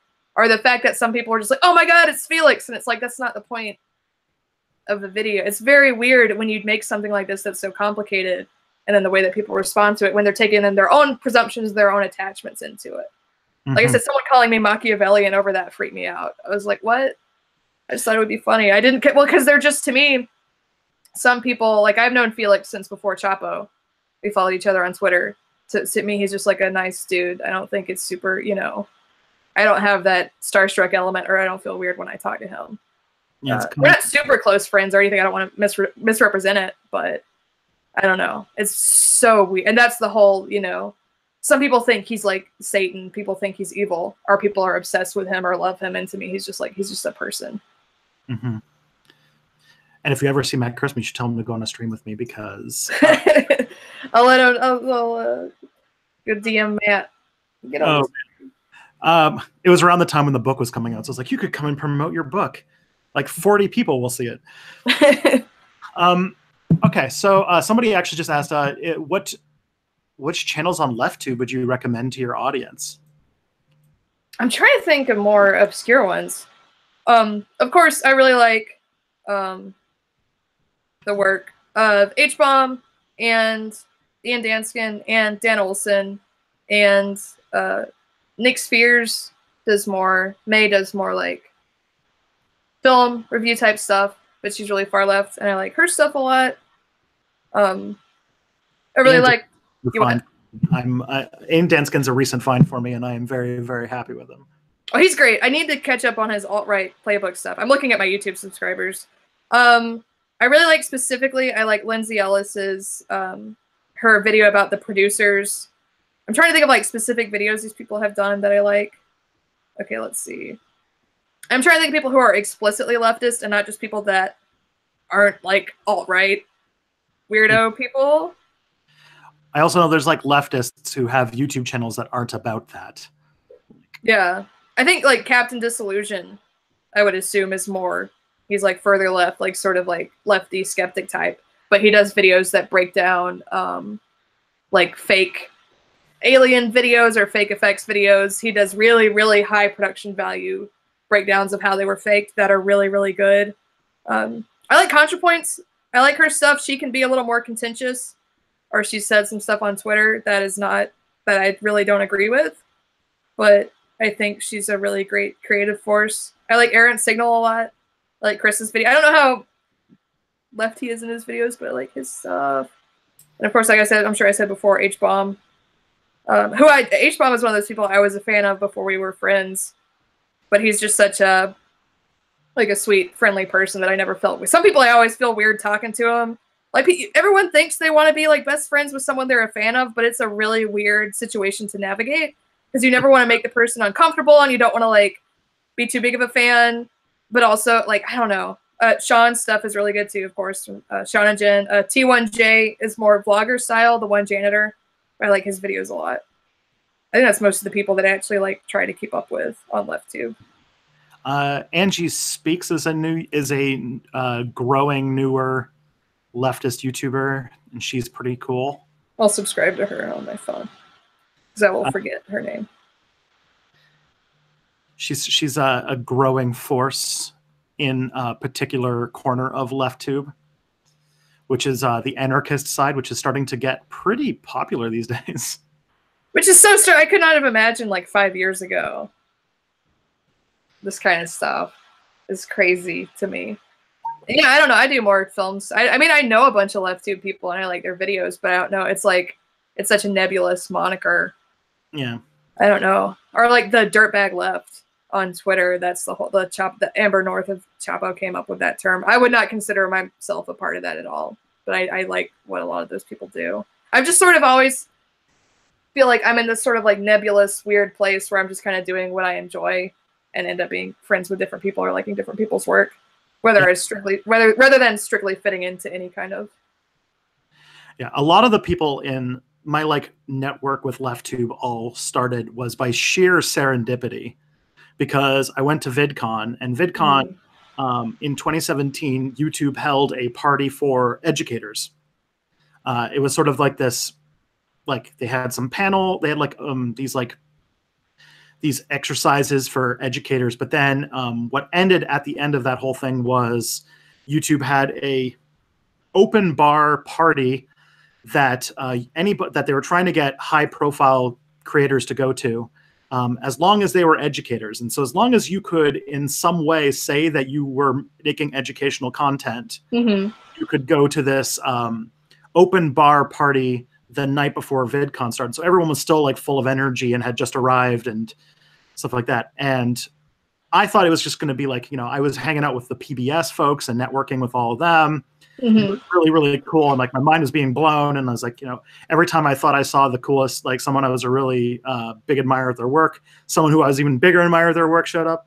And then like Natalie and Lindsay and H Bomber Guy and Dan Olson all just walked in. That's the crew, man. Yeah. That's the core of Left Tube stuff. But they all just arrived, and I was just like, holy moly. I did not, like, it was just a surprise, and I ended up chatting them up, and it was really, really fun. Was there like a backlight? Did they walk in like slow motion, like doves with little like communist like hammer and sickles on them, like flew in front of them? Might as well have been, like, just when they came in, I was just like, wait, like, it was just like, I did not expect them to be there. So imagine like you being, I don't know, like just having a person that you've been following their stuff for a long time, and then just they walk into a Starbucks. It's just like, oh. That has to be really weird. I'm sure it was weird for me with that person who recognized me at Universal. Because, like, what was the chance of that happening? I guess I talked loud enough to where he heard my voice or something. And then I got very much like, oh my God, what was I saying to my family? Is this guy one of the weird, like, stalker guys? I don't know. But yeah, I normally when I've interacted in person in the past few years with someone who I've been a big fan of, I've interacted with them at least a little bit online beforehand. I don't do as much as I used to of like going up and seeing people I'm a big fan of at conventions as like a fan. So I think I have less time for it, and it feels more weird now. Like my cousin was not able to come to Dragon Con, but she's a huge, like, we watched the Cornetto movies a lot when we were younger. We watched like Space and like Shaun of the Dead and Hot Fuzz, and Nick Frost was at Dragon Con. So I went up and I got Nick Frost's autograph, and I have not been starstruck in like years, but I felt a little bit nervous and a little bit weird of just like, wow, I got into movies because of Hot Fuzz. I think this person is a brilliant actor. And I wasn't like shaking or weird or anything like that, but it was like sort of being reminded of being on that side of it. Versus like I would get when a few years ago Felix retweeted something that I had. Then I got these curious cats that are like, what does Felix smell like? Are his muscles as big in person? Blah, blah. And it's just like, leave it, like, stop. This is weird. Even before I did all the parasocial videos. That's kind of why I don't talk. I mean, obviously I'm friends with H-Bomb because we make videos together. And I feel very comfortable being public about that friendship. But there are a lot of people that I know that's like the world doesn't need to know. Because I don't need the weird offshoot obsessiveness or the like unearned social capital of it. It makes me, I'm a very neurotic person with friendships and with attention. I don't like a lot of attention, and I'm kind of suspicious of people. Like, are you only being my friend because of this? And stuff like that. So I'm very, very weird about it and very neurotic about it, I think. I will say I didn't just walk up and be like a fan creeper. I had known Natalie since before. This was before Natalie was. No, like, at VidCon, no, it's totally fine. That's a position where you're supposed to be networking. Yeah, and a good opportunity to meet people. But I did have like I knew Natalie before her career took off. Like I knew her when she had less subscribers than I did. But this was long enough. This was far enough away that this was pre-transition. So this was like like 2017, summer 2017. When I think that she had just passed me in subscribers, and so we knew each other from that. That's cool. Yeah, I got lucky. I got lucky to have that in because those are some really cool people to meet. They're wonderful. Yeah, especially, I mean, I'm closest with Harris, obviously. And I think, well, it's also like, with any group of people, especially if you're in the same field, if you're just friendly and aware of boundaries and you just reach out and interact with people, it's not, to me, I mean, I've been fortunate. It's not that hard to be friends with some people, at least, if you just treat them like people.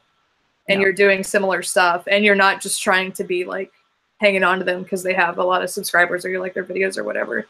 Because it will immediately make me so uncomfortable if someone is like starstruck or weird or just starts asking me questions about people I know.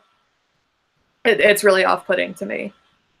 I know you can't help being nervous, but I'm already a nervous, weird person. And someone's like, oh my God, you replied to me. I'm like, okay, this is kind of a strange interaction that I don't really want to be having. This is like too much for me emotionally. Yeah.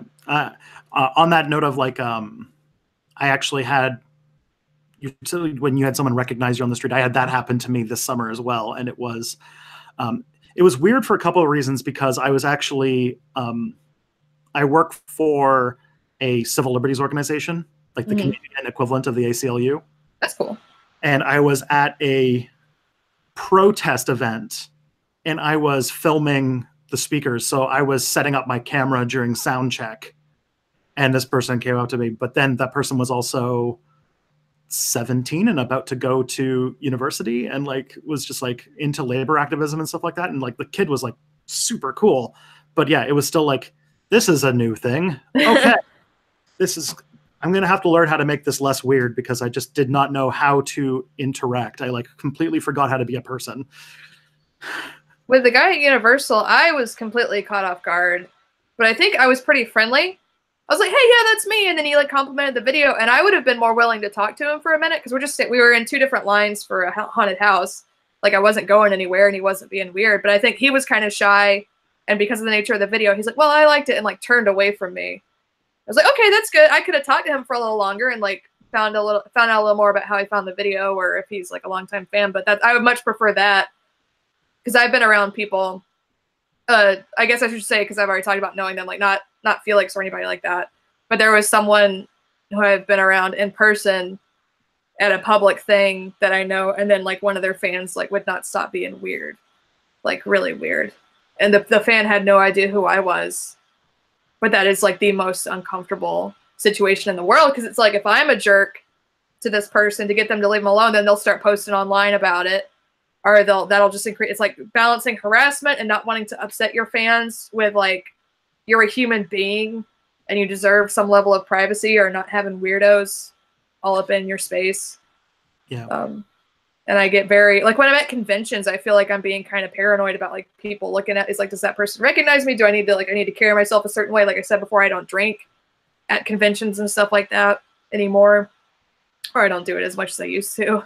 Because it's the power differential that I never thought about, where you were at that event and that person knew exactly who you were and how to contact you and how to get you in trouble and all this kind of stuff. And you had no idea who they were or that they knew that, which no one is used to that, you know, unless you had famous parents or something. Mm-hmm. Yeah, I think I'm trying to think of a good. I had something that I thought up and then it left me. Sorry, I talked so long. But No, it's fine. You are the guest. That is your job. Yeah, just the recognition thing. I think that the hardest thing about that was that the guy who met, like the person I met with, he was really cool, and it was really awesome to see a 17-year-old person who was into labor activism. So it was like really excited to meet this guy. It was just that it was my 3rd week at that new job. And I was like, the entire office was there, and I was like setting up for like work. And so I was like in total work mode. Mm-hmm. And so it was just like, is it okay if I talk to this person? Yeah, you're on the clock. Mm-hmm. You got someone coming up to you talking about your YouTube stuff. But I also got explicitly hired because of my YouTube stuff. That's good that you don't have to like keep it hidden. No. I went in and interviewed for the job. It was just like a standard communications job. And then the interview was entirely about how does YouTube work and how does Patreon work and like how do you do, what's your business model? And then they decided to give me a part-time job where I make them make their social media content for them, basically. That's cool. That sounds like that worked out really well.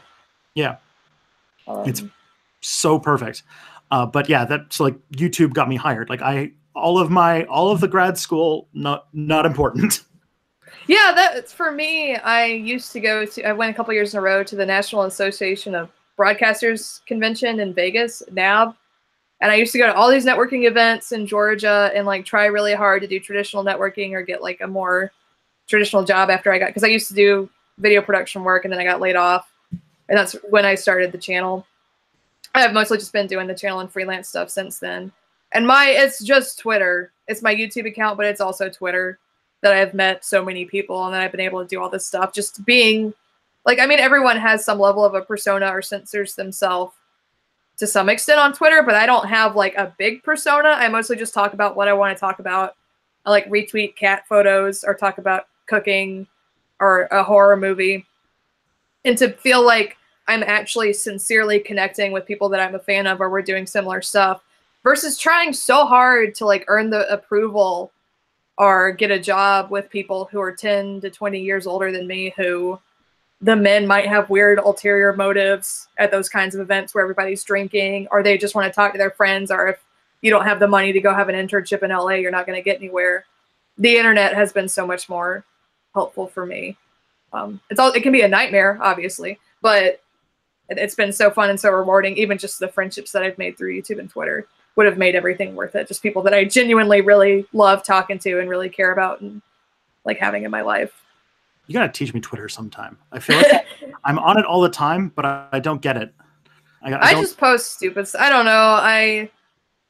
At a certain point, it went in waves, because at first it was just all my online friends. So I was just posting stupid online stuff. Then a lot more people I knew from college, like professors and whatever, followed me. So I cleaned it up a little bit and I stopped cussing on it. And then at a certain point after I graduated, it was like, well, this needs to be sort of more representative of me, or like of the kind of, I don't want to, like, saying brand is really gross. I don't want to say brand, but it's like I want to feel more able to be myself or talk about whatever I want to talk about and not feel censored or paranoid about if I'm going to get a job, what if they see that I said this word, that said the F word or something on Twitter. So I just started having fun with it and getting a little bit engaged here and there with it. And it's worked out. But it's also, I've had the Twitter since 2010, but I only really started tweeting when I got a smartphone in like 2012 or 2013.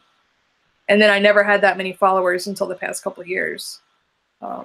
So I don't really know if there's any trick to it. I would just say have fun with it.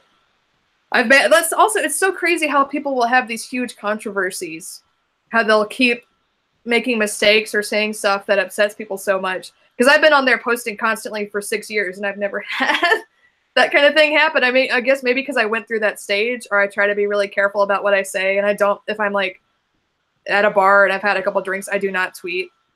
I stay off of it.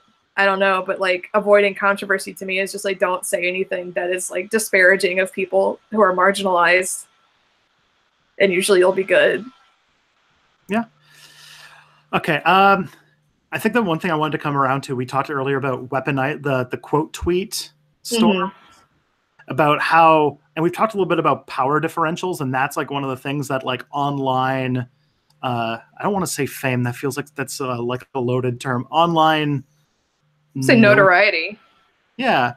Being a known entity on the internet means that, like, first of all, I'm noticing you can seem more correct if you have more followers than somebody else, despite what anything has. Like I had an incident, I think last weekend, where I tweeted some anti-Islamophobia thing, and a very big Twitter account like attacked me and sicked their flying monkeys on me, and it was just it was just a not pleasant experience. Just made Twitter unusable for several hours. But yeah, like that's like a thing. Like it's how many people follow you can like just create such a power imbalance. It can, and I think a lot of people, especially people who are from marginalized groups, or people who have not dealt with that much attention or popularity for a lot of their life, do not want to admit that there's a power differential, do not want to admit that maybe they're abusing the power in certain ways. Whereas I had an incident, I don't know if I've talked about it on Twitter or not, and like about a decade ago, I had an online friend who is on the spectrum, and the way that she kind of interfaces with information was sort of through a limited scope, and the way she interfaces with language and all this kind of stuff. But she was like the sweetest person. I like talking to her a whole lot. And there was a LiveJournal post where she compared trans terminology to something else. And she was kind of like, you should not, like you shouldn't be all over people if they use like the wrong, not the wrong pronouns, but like trans dash person versus trans asterisk person versus having a space. And she was being very dismissive of the concerns of trans people, and she was being very blunt. But I think her being autistic had something to do with that, and how she saw the world and all this sort of stuff. She should not have said it, but people got like, she got death threats for months. People, she had like a mental breakdown and posted images of her self-harming, and people, instead of backing off, people were like, "You're triggering us. You're terrible." And it was just like me being really progressive and in this kind of sphere was like, wow, this person has a problem. Not only does she have like a different way of processing information than you, which people like said she was lying and like wouldn't concede that. It's like, also she has like severe problems with depression. Like she was hospitalized for this. And for months, people were posting threats or insults to her. And that was my first experience of like, wow, no matter what marginalized group someone is in, they could be a total bully and be abusive. Because what she said was inappropriate, but the response was completely overblown and horrifying to me. So I've always had that. I mean, that was like 2007 or 2008. So when I see this stuff on Twitter and you can see people getting this adrenaline rush from dogpiling people who disagree with them, it just reminds me of that really incident that was very traumatic for a good friend of mine at the time. And I think even those people didn't have a ton of followers. They just all dogpiled. So you take that, and each individual person then has thousands of other people that will also be sick on someone. From when I was a teenager, was like, wow, this is awful. Mm-hmm. And no one should do this. So sometimes I'll like make fun of someone or call someone out about something, but you do the thing where you screenshot it and you censor their name, or you try to only go after, I don't go after people a lot, but if it's someone who has like an equivalent amount of followers, so they're at least, they're able to handle. And also I always discourage my followers from doing that. I don't want people yelling at other people on my behalf, which some people like that. And I think they enjoy that, which is kind of like really gross. Yeah, I'm the kind of person who, ever since I watched this YouTube video a couple months ago, I've become very like aware of the reception the things I say have, and that there are people. I came to a conclusion very recently that one, I don't get involved in Twitter drama. If people start getting mad at me, I just start muting and blocking whoever does it. Mm-hmm. But on top of that, I think that like, oh, everything I say, and this is going to trip me up so much in my life because I know it can be paralyzing. I know that like I'm going to make a video, and I know that at least 1,000 people are going to see it. And so if you are not extremely clear in your language, mm-hmm. just by sheer numbers, things are going to get taken the wrong way. Mm-hmm. The fact that I still, to this day, get comments from people who are in the alt-right or who are in the alt-light or whatever, part of the crappy part of the internet they want to be involved in, comment on my videos saying like, man, I've been a fan of your channel for years, but now this video is the one where I realized that you're just an SJW cuck something, blah, blah, blah. Whatever, yeah. And it's like, boy or whatever. Yeah. Whatever their word du jour is. Mm-hmm. And it's like, this was the video, huh? And so like I realized that the things you say can be very distantly interpreted from what you mean to them to say. And so I am almost paralyzed by making sure that I am very precise in my language. I think part of it when I started out was because my first videos were the So You Want to Be a Film Nerd. It was like a film theory history series that I did for a long time. I was like, I'm a young woman on the internet. If there are any like holes in anything that I'm saying or anything people could interpret a different way, people will come down to correct me. Men will love to hop on. So I've always been try to be very careful and also very precise. Mm-hmm. And I think I'm a leftist and I have a feminist and I have progressive views, but I think even discussing a politically incorrect humor, or like I did a video about the 2016 Ghostbusters movie. And what I was saying was like, it's not a feminist act to buy a movie ticket to a Sony movie. You need to actually support independent filmmakers and marginalized groups. I think it's kind of disgusting to call a movie that they wouldn't let Kate McKinnon's character be gay, to call that progressive, And then some people on the left got so mad at me and said I was just trying to suck up to 4chan, and it's like MRA talking points. And it's like, well, anything that you make, you just have to know they're going to be those people, and you have to be okay with people disagreeing with you. It gets bad, of course, when it turns into harassment, or some people will get so mad at me when I ignore them, they'll start replying to positive comments. They're like, what? They just want to lash out. It's like, okay, then you have to go away. You can't do that to the people who are leaving nice things in my videos. But I will suggest that if you want to lessen your paranoia about making one small error in a video you make, don't make videos about history. Yeah, where people I'm sure there are so many pedants. I'm sure you have a much higher pedant percentage than my audience. All right, I'll give you one or two incidents. One from a couple years ago and one from today. So I made a video about the Spanish flu. And I did a part where I talked about it spreading to New Zealand. And this was during their flag referendum time. And so I made a joke, and I represented New Zealand as that one red peak flag that everybody hated. That, oh, they did not see the joke in that at all. Oh no. The other thing happened in my video that came out yesterday, where I made a slight mistake about what countries have birthright citizenship. And I said I thought that only Canada and America were the countries in the West that have it, because Europe doesn't have them. But birthright citizenship is available in all of North and South America, pretty much. And I'm sure people were very quick to correct you. And very voluminous. Like I have heard how wrong I am on no less than about 10 different occasions in the last 24 hours or so. Yeah, it's like the joke or the cliche of like, if you actually want to know something on the internet, just post the wrong information and people will come to correct you. If you like have a question, rather than saying, hey, what is this? You say, this is that. And people are like, no, it's not. It's this. Because that's how people feel good about themselves, is correcting people online. And not stopping to see, hey, have 15 other people already pointed this out. I'm just going to pile on top of it. The most pedantic, weirdly, because I did the Ghostbusters video and the political correctness video, which are both very political. And then as I've gone on, I've gotten more political in my videos. Because after watching, like, listening to Chapo and watching H-Bomb stuff specifically, I'm like, I'm being kind of a coward if I'm not a little more political in my videos, is how I saw it. So I did a video about One Piece, the anime and manga, and I had a very, very, very small segment of it criticizing how the author draws female characters and how he represents trans people. He talked about how he's gotten like mail from female viewers in Japan asking him to draw women more varied, and he makes fun of them. It's like that bad. And I got so many, it's like a tiny fraction of the video. And I got more angry comments about that than I got on the political correctness video. I was like, anime fans are a nightmare.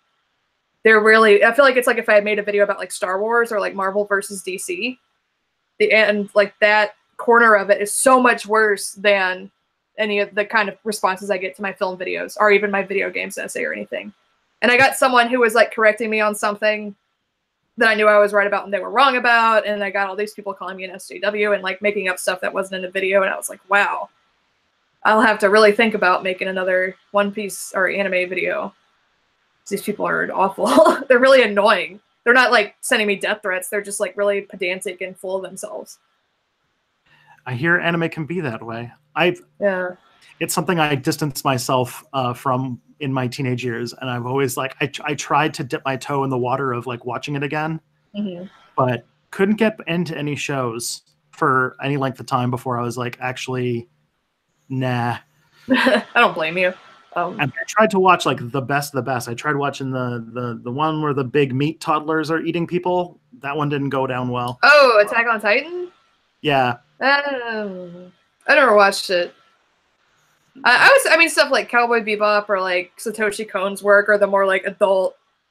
So if you're hesitant, that's probably the best place to get into it. But I used to be the kind of person who would be like, you have to watch, like, anime's so good, and like defend it, and I don't care anymore.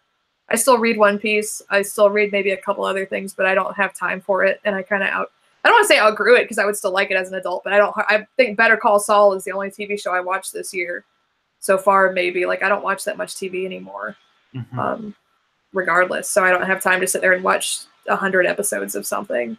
Yeah. I feel like maybe this is just me. Maybe this is a sample size of the 2 anime shows I tried to get back into. They get a gimmick, some sort of gimmick about the show, and then they play that gimmick out until it's completely done, and then they just start adding ridiculous more situations to keep the gimmick going. Like, for example, Attack on Titan's all about the weird Spider-Man fights with their pneumatic cables or whatever, and then like there's a part in the show where like they're out in like a prairie, like a field, and I'm like, oh, and then they get attacked by one of these monsters, and I'm like, okay, maybe this will be actually interesting because they can't use their Spider-Man fights anymore. And then they're like, quick, go into that random redwood forest that's right there. And it's like, oh no. Like, oh boy. Yeah. And the other one was Death Note, where I thought that it was really, really good until they started being like, oh, this is getting too convoluted. Let's add another person with a Death Note into it that is a really misogynistic caricature of a person. I don't know if those were the two best shows for you to try. I read Death Note a long time ago and I liked it, but as far as like being the pinnacle of what the medium, what a country can produce in like comic books and cartoons, I really like a really popular one now that I read for a long time that I like is One Punch Man. It's like a parody of like shonen manga and of like superhero comics, and the gimmick is that the main character Saitama can beat literally anyone with one punch, at least as far as I read into it. So he's called One Punch Man, but no one knows who he is, and they think he's just some idiot, and they don't realize he's that strong. So the narrative is not about can he beat this fight. It's about him like gaining respect or the world around him or all these other people, and a lot of the humor comes from like a big scary villain being immediately deflated. And it's just a completely different kind of narrative. And it's really funny and really interesting. And Yusuke Murata, it was actually written by this guy, I think he goes by One. He did this horribly drawn like MS Paint webcomic of it. And Murata is one of my favorite artists, and he redrew it. And his like art style is just like beautiful and detailed and realistic. And something like that to me is more interesting than like going back and revisiting like Death Note or a lot of typical shonen stuff. Just like playing with, not meta, but still playing with narrative and being really funny and creative. I would recommend that one. I'll have to take a look. I've had that one recommended to me before. So before we close the book entirely on the parasocial relationships talk, I just wanted to ask, it's like I think you might have mentioned it in one of your fake friends things, but I'm not 100%, and that is the brand of the brothers McElroy. Those guys. How do you feel they fit in this sort of thing? I originally had a clip I was going to use of Griffin saying something like, "It's your baby brother, best friend, your dungeon master, Griffin McElroy," Griffin McElroy. And I think for a lot of people, for a lot of their fans, they exist as like a surrogate family. And that has any sort of good or bad aspect to it, like any other parasocial relationship. I think they also have that feeling of being emotionally beholden to their fans, the way that Jacksepticeye does.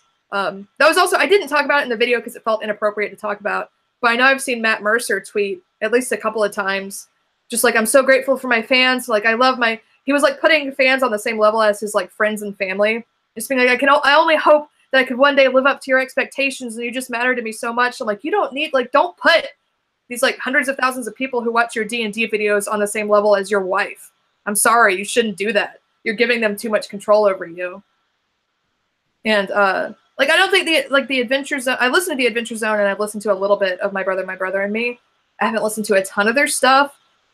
I know their fan base is very sweet, but also very, very sensitive in a way that kind of put me off. Like, they were talking, so people were joking about photos of Justin where he was making weird faces, and they were saying Justin looks cursed or something.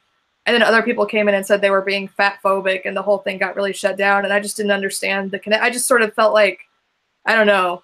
That's one of the few fan bases where I was just sort of like, I don't really understand why people are upset about this, or the way that these people are interpreting this.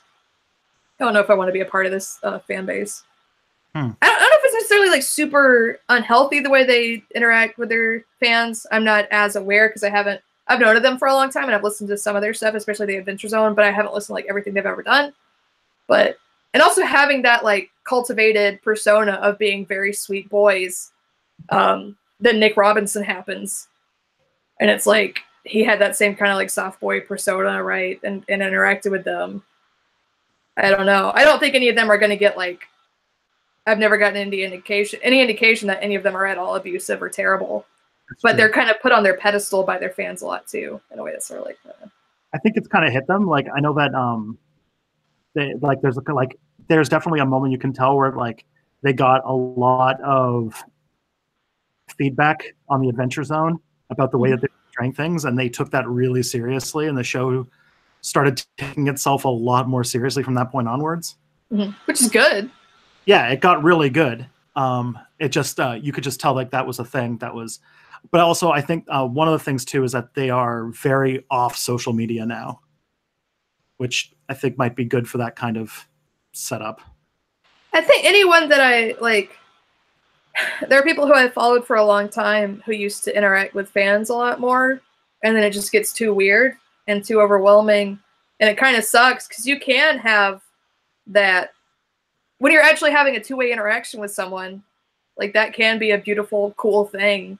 Or like I like having a curious cat where people can ask me questions about movies, but I feel like I'm eventually going to have to close it because it's going to get too weird or too overwhelming. And I think if I ever reached a certain level, I would probably like lock my Twitter or get off of it, or even I wouldn't want to delete it because I kind of need it to interact with people and everything. But it gets a lot less. It gets a lot less fun. Even like if I tweet at someone, like one of the Chapo people, right? I just make a comment on something they posted, and then like 40 strangers favorite it. It feels like I'm talking to someone, and then the whole bunch of people are just looking at me, and it's very weird. And I can only imagine that in the realm of millions of followers or hundreds of thousands of followers, where every single thing you say gets a huge response, positive or negative. That's just so unhealthy. Yeah. For your ego and for everything. I think it is probably really good for them to not be connected, even though I think they get a lot out of it. I think they're very emotional, vulnerable people, and they seem to enjoy that kind of thing, but it can be just like a weight. Yeah, even on a smaller scale, like anytime H-bomb retweets a thing I tweeted, it's just Boom. Yeah, I was like, oh, what happened? Oh, that was it. Okay. Mm-hmm. All right, I got 2 more topics I've written down. Maybe interested to hear, but I know it's we're getting on 2 hours. Well, like I said earlier, I don't have anything planned if you wanted to go long, but I understand if you have stuff going on. That not a ton, but I do want to. I have to get back into Premiere, back into the mind at some point. So I got 2 other things to talk about are Bo Burnham. So you recently made a really, really awesome Bo Burnham video. Thank you. Because I was just like, when I had watched repeat stuff, I think also like about 1,000 times, and then I was this detailed. I'm not 100% sure. I think I might know, like the thing about picking up a small detail every time. Mm-hmm. One of the small details that I don't think you mentioned, but is one of my favorite small like uses of cinematography for a thing. And I feel like you're the only person I can say this to who will get exactly will like appreciate what or even understand what you're talking about. There's it's the scene where, all right, so he goes from basically when he's talking about describing his girl as very, very vague. Mm-hmm. And then he like goes and there's like this montage that's cutting between him talking to like 3 different girls like interspersed. And the best thing is that right as it's leading up to that scene, it's got like that dark, ominous lighting, and he comes up with this very predatory look, and then it instantly cuts. And he just goes like it's not. And I realized, it's like that wasn't a cut. That was like literally he walked up, and then they had the lighting timed so that it got away, and he instantly went into it. And it's like, oh, that was so good. Yeah, it's got what I had talked about because the performance on the special, it's got the blue and magenta lighting, and then red for the darker parts of it, and that the screen is kind of red as he's like coming up to get her, and then as he pulls back, it all turns blue again. Yeah, and it's that's so cool that they did that, and that I don't know how many people necessarily picked up on that, and just like the emotion of it, and so many layers, and how much planning that took, and how it's like put together in editing. And I'd have to go back and look at it again, whether like were there lights on set that were like red or blue, or was it all done in post.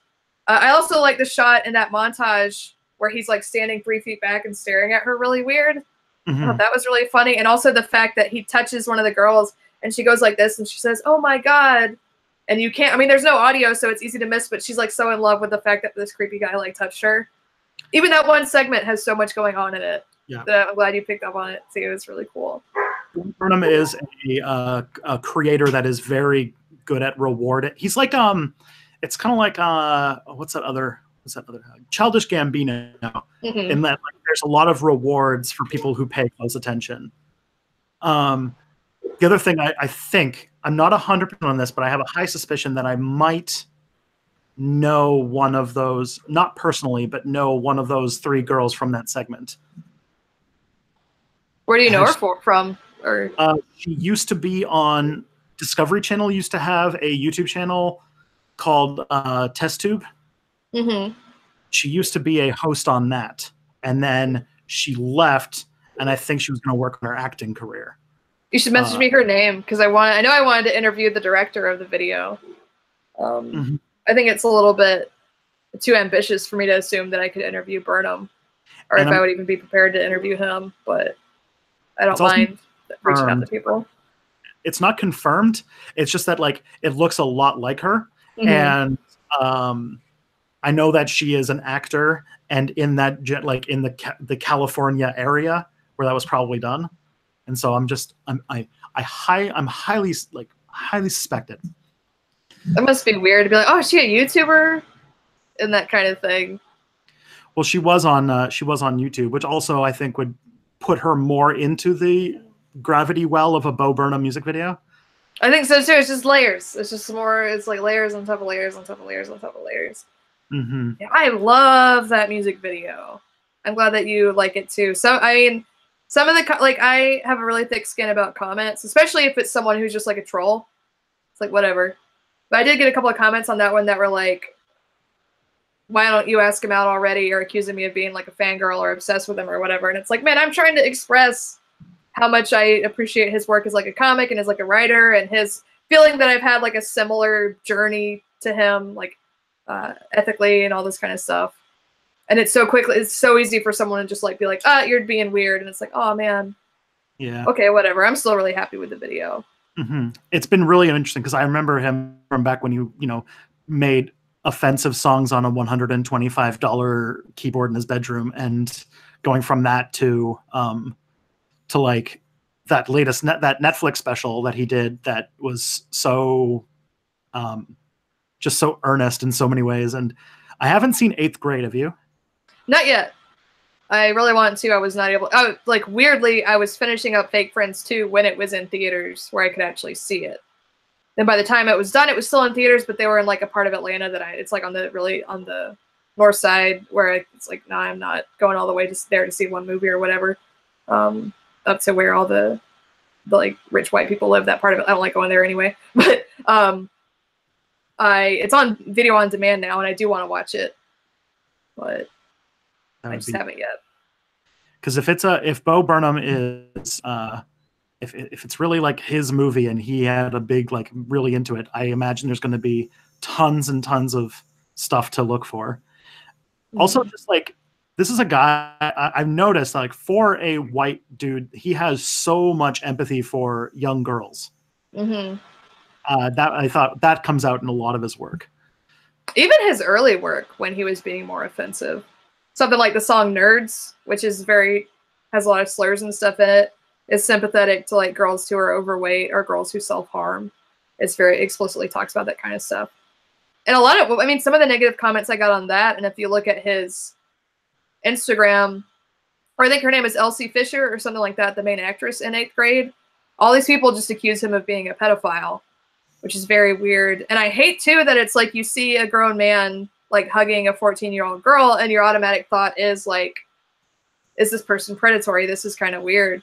But I would hope, I have no idea. I would hope it is that he just his whole life has had this like really, really deep empathy for different people in marginalized groups, and a guilt about his own privilege, but specifically, like you said, over and over again, talking about young girls and the way that they're preyed upon and the way that they end up hurt. Which I don't, how many male comics do that? Like, yeah. And also, like, I know that that's not an easy thing to do. Like, I have, there's a thing that I talk about in my videos, which is the woman tax, which is that when I make videos about women, that feature women, I get a 28% decrease in views. Wow. And on top of that, I did make a video that was about young girls about a year ago, and it is to this date my favorite video I ever made. And it's almost an underground video on my channel. Like very few people have seen it, and it even has H Bomber Guy. Like all of the things that could have happened. Which video is it? I should watch it. It's a video about the Girl Guides, or in America, the Girl Scouts, and World War II, and about how the Girl Scouts in Britain specifically played, or in Europe played a really big role in World War II. And so H Bomb plays a he plays a MI5 agent. That sounds cool. Or that sounds like something he would get really into. I would enjoy doing. Yeah, I DM'd this to you on Twitter, but I asked him to do it, and he said yes. And I thought it was like, all right, like this could be. He's like, is this a voiceover or do you want a video? And I said, it's you could do whatever you want. I was just expecting a voiceover because I was just like some guy he met at VidCon. He bought a costume. He's just like, hang on, I have a costume in the mail, and he bought this costume, and then he bought a wrong period costume, and then made a joke about it in the video. Like, oh god. Because it's a World War I, and so he's just like, if you wondering why there's something wrong with my uniform, it's because I got this out of that box. It says don't open until the Second World War. And no, and they just closes up on his face. Oh dear. That's awesome. Yeah, I was wondering when you said that if that was the same one that you had DM'd me about. Yeah, I think one of my favorite things about Harris is the way, and I mean this is sort of the kinds of people that I try to surround myself with, whether it's like online friends or friends in real life or people that I want to work with, are people who are really, really sincere and will go 100% into what they're doing and don't worry about like pausing to feel self-conscious or feel cool about it or whatever. Because I feel like at a certain point in my life, I got too old to obsess over that kind of thing. So it doesn't surprise me that you'd give him this, even someone that he doesn't know that well, you'd give him this opportunity and he'd get like super into it and like buy the costume and make jokes about it and try to do the best that absolute best that he could with it. Yeah. He is not a man who gives a fuck. Like, I think when he covered himself in Vaseline and climbed naked through a paper hole that he made, I think I was like, oh yes, this is a true artist. He is. I mean, I know I'm friends with him and stuff, but he like has inspired me to try to do more in my own work. He's one of those people where I really think about what am I really pushing the boundaries. Not only he inspired me to be more overtly political and just not care if people yelled at me about it, but just like creatively. Like I have a cell phone, I can shoot stuff. I have friends who have cameras. Nothing is stopping me, but I'm limiting myself, you know. Mm-hmm. You help with editing, don't you? Mm-hmm. I co-wrote and edited a lot of the Scanline VHS video, and I edited a lot of that Control-Alt-Delete video that he did. That was really fun. Most of the live action segments he edited, and then the in-between, like video essay type segments, I edited on that one. So you didn't get the part where you didn't get the raw footage of him climbing naked through, I think that was in the Control-Delete video, wasn't it? Yes, I got a lot of messages asking me what his dick looked like. Oh, geez. Period. And it was like, I mean, I didn't like want to talk a lot about the production or even like acknowledge a lot of that stuff. Because, I mean, he's my friend. He's my platonic friend. And he's a very like, what's the word? He's very aware of other people's like emotions and doesn't want to offend anybody or like upset me. He would not send me footage of him naked. That would be completely inappropriate. 2, the original footage he had underwear on. He wasn't naked. He edited it to look like, it's like there are all these different layers, and I kept from his fans or from my own fans. They weren't, I don't think they were even trolls. It was like, what does his dick look like? And like people, and I was like, why do you think this is an appropriate question? I know you weren't asking that. I just wanted to say, Jerry, that was very frustrating for me. He didn't even get questions about that. But yeah, that was a fun one to keep secret because it was originally, I mean, it was the original thumbnail and title were that it was on Sonic. No one knew that it was going to be about Control-Delete. So I was like sitting on this forever. It was actually going to be about how you can find gems even in the bad things. Yeah, or an examination of gamer culture, or it's a lot of stuff going on. That whole segment about the room, I had fun editing a lot of that, like having Lisa come out from behind a building in this big weird.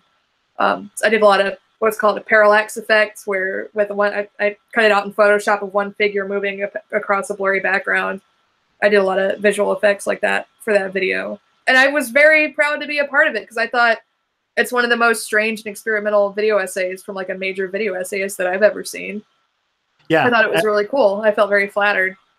That was like one of the first times where I was like, his videos are always really entertaining and really funny. But then like that was like one of the examples of like kind of this new wave that's going on in LeftTube where after I watch the video, I'm just like, holy shit. And I'm noticing that a lot of creators lately are like, there's a lot of like just complete mic drop videos coming out these days. And that's why it's partly why I actually decided to stop making weekly videos or weekly step back videos in order to, I need to up my game. I mean, the bar has been risen. which is awesome. Yeah, I do. I'm still per video on Patreon, so I have to make money. I can't just do one video a year and make a few $100s off of it. So I do reviews, and I have tried to get more creative in the film reviews, but like doing those every couple weeks or whatever has allowed me to spend a lot more time on something like the repeat stuff video, where I did so many visual effects and I re-recorded a lot of the voiceover and did more research than I would have normally been able to do, or did like the doing baked in like subtitles and all the songs, which is like 300 different titles, 200, 300 different titles that I made and put in. That stuff takes so much time, but I think it's worth it. I don't know if I'm at the level where I will crawl out of a lost.jpg canvas thing covered in slime.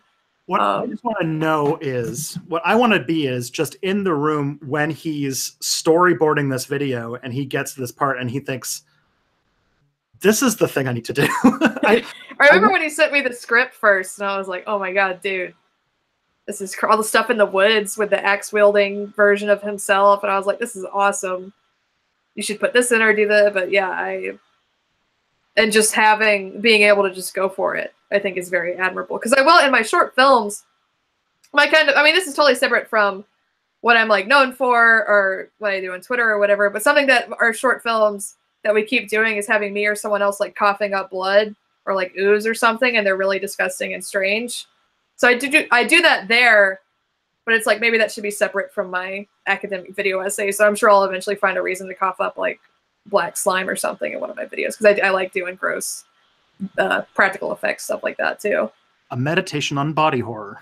Yeah, I could. That would be fun. I was gonna do. I had sort of planned to do a video last month on Carol Clover and the Final Girl. She's like a academic who came up with the term Final Girl, and I actually really don't like her original essay. I think it's really gender essentialist. It's very second wave feminism. Everything is a phallus. Very exclusionary of spectators that are like trans or non-binary or whatever. And that could have been an opportunity to do some weird blood stuff. But I realized I was like, I can't make this in a month. This is going to be another one of my like 40-minute huge videos. Mm-hmm. So I'm putting it off. Yeah, luckily what I'm going to do is I'm going to make weekly videos of me riffing on a current events topic that could be a teachable moment about history, and then I'll work on these things in the background. And I'm not hiding it from anybody. My next video is for December 1st, and it's going to be about the AIDS crisis. Wow. That is ambitious. That is a social justice topic that has not gotten a lot of attention in the internet sphere as of late. And I think that one of the things that one of my favorite comments that I've ever gotten has been that even though it hurts me at the bottom line, I love doing videos that do queer representation in history and queer history in general. And I'm kind of doing a timeline here because I did the gay prohibition life, and then I did the Stonewall riots, and now I'm going to do its crisis and kind of get a queer 20th century U.S. history trilogy. It's awesome.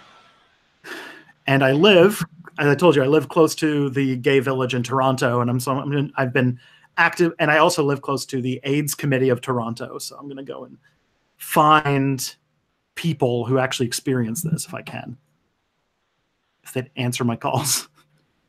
It's hard to get in touch with people. But yeah, it's like, I think too, our generation and younger of like queer kids didn't live through Stonewall or the AIDS crisis, and there's a lot of history there that some people maybe aren't necessarily super in touch with. So I think you're doing really valuable work. And work has value, obviously, outside of views. I think people will really appreciate it, and people will really learn from it. Sorry. I need coffee. But I think it's cool that you're doing it. Well, thank you very much. Yeah, I knew it was a story when I had to do when I saw a couple things like there's a clip from an AIDS rally at the end of Lindsay Ellis's video about Rent. Mm-hmm. That talks about like where people are like really, really mad about how there's like this plague happening and no one's doing anything about it.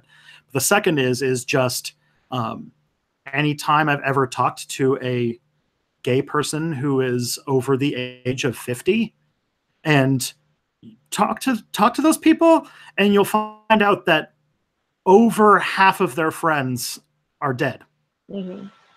And like I'm doing the research for it now and finding that like people were doing these things where they were having people buy their life insurance policy for cash now, and also nobody was saving any money because everybody just assumed they were all going to die young. And it's just like, I think we really don't appreciate how intense that was at its peak. And just feeling like the government didn't care, that people didn't care, that people were just afraid of you. On top of that, you know, not having any kind of support for a long time. How alienating that must have felt as people were dying. Yeah. I think HW, when somebody asked him what he was going to be doing about it, he said, well, Americans don't really approve of that lifestyle. And it was just like, that was like 1990 or 1988. It's just like, oh, Jesus. That's awful. Anyways, let's do something happy to sort of wrap up and talk about tabletop role-playing games. Yes. Because I know that you're into it. I know that I'm into it. And I just want to watch the viewer number just go down as we I love Sam. Yeah, when I made that D&D video and nobody watched it. I'm going to make more of them, but that one did not do any numbers either. But I really like talking about it. Yeah, I've mostly just played D&D. Over the years, I had played it a little bit, and then more recently, I've been in a few campaigns with my real-life friends and an old friend who lives in a different city that we play on Roll20. And I don't want to say what like subset of it, but the actual play podcast I'm going to be involved with very soon is in one of the things that comes out of the something of the apocalypse. Those games, I don't remember what they're called.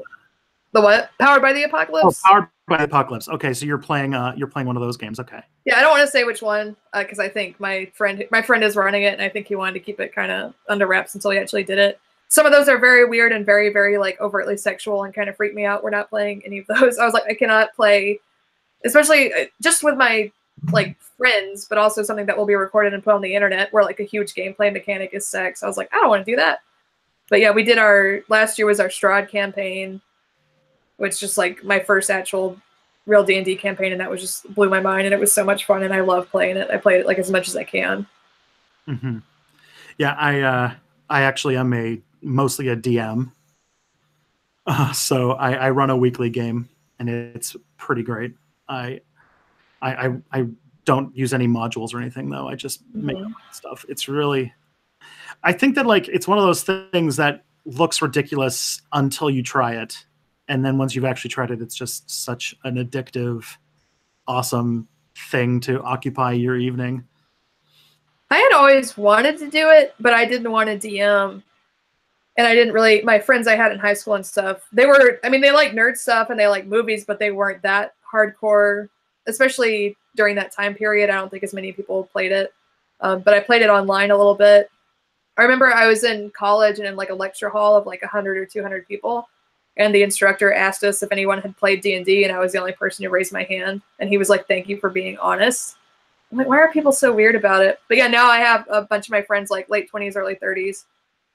I feel very lucky that multiple people want to DM and we're all really into it and have a dedicated group, because I know not everybody has that.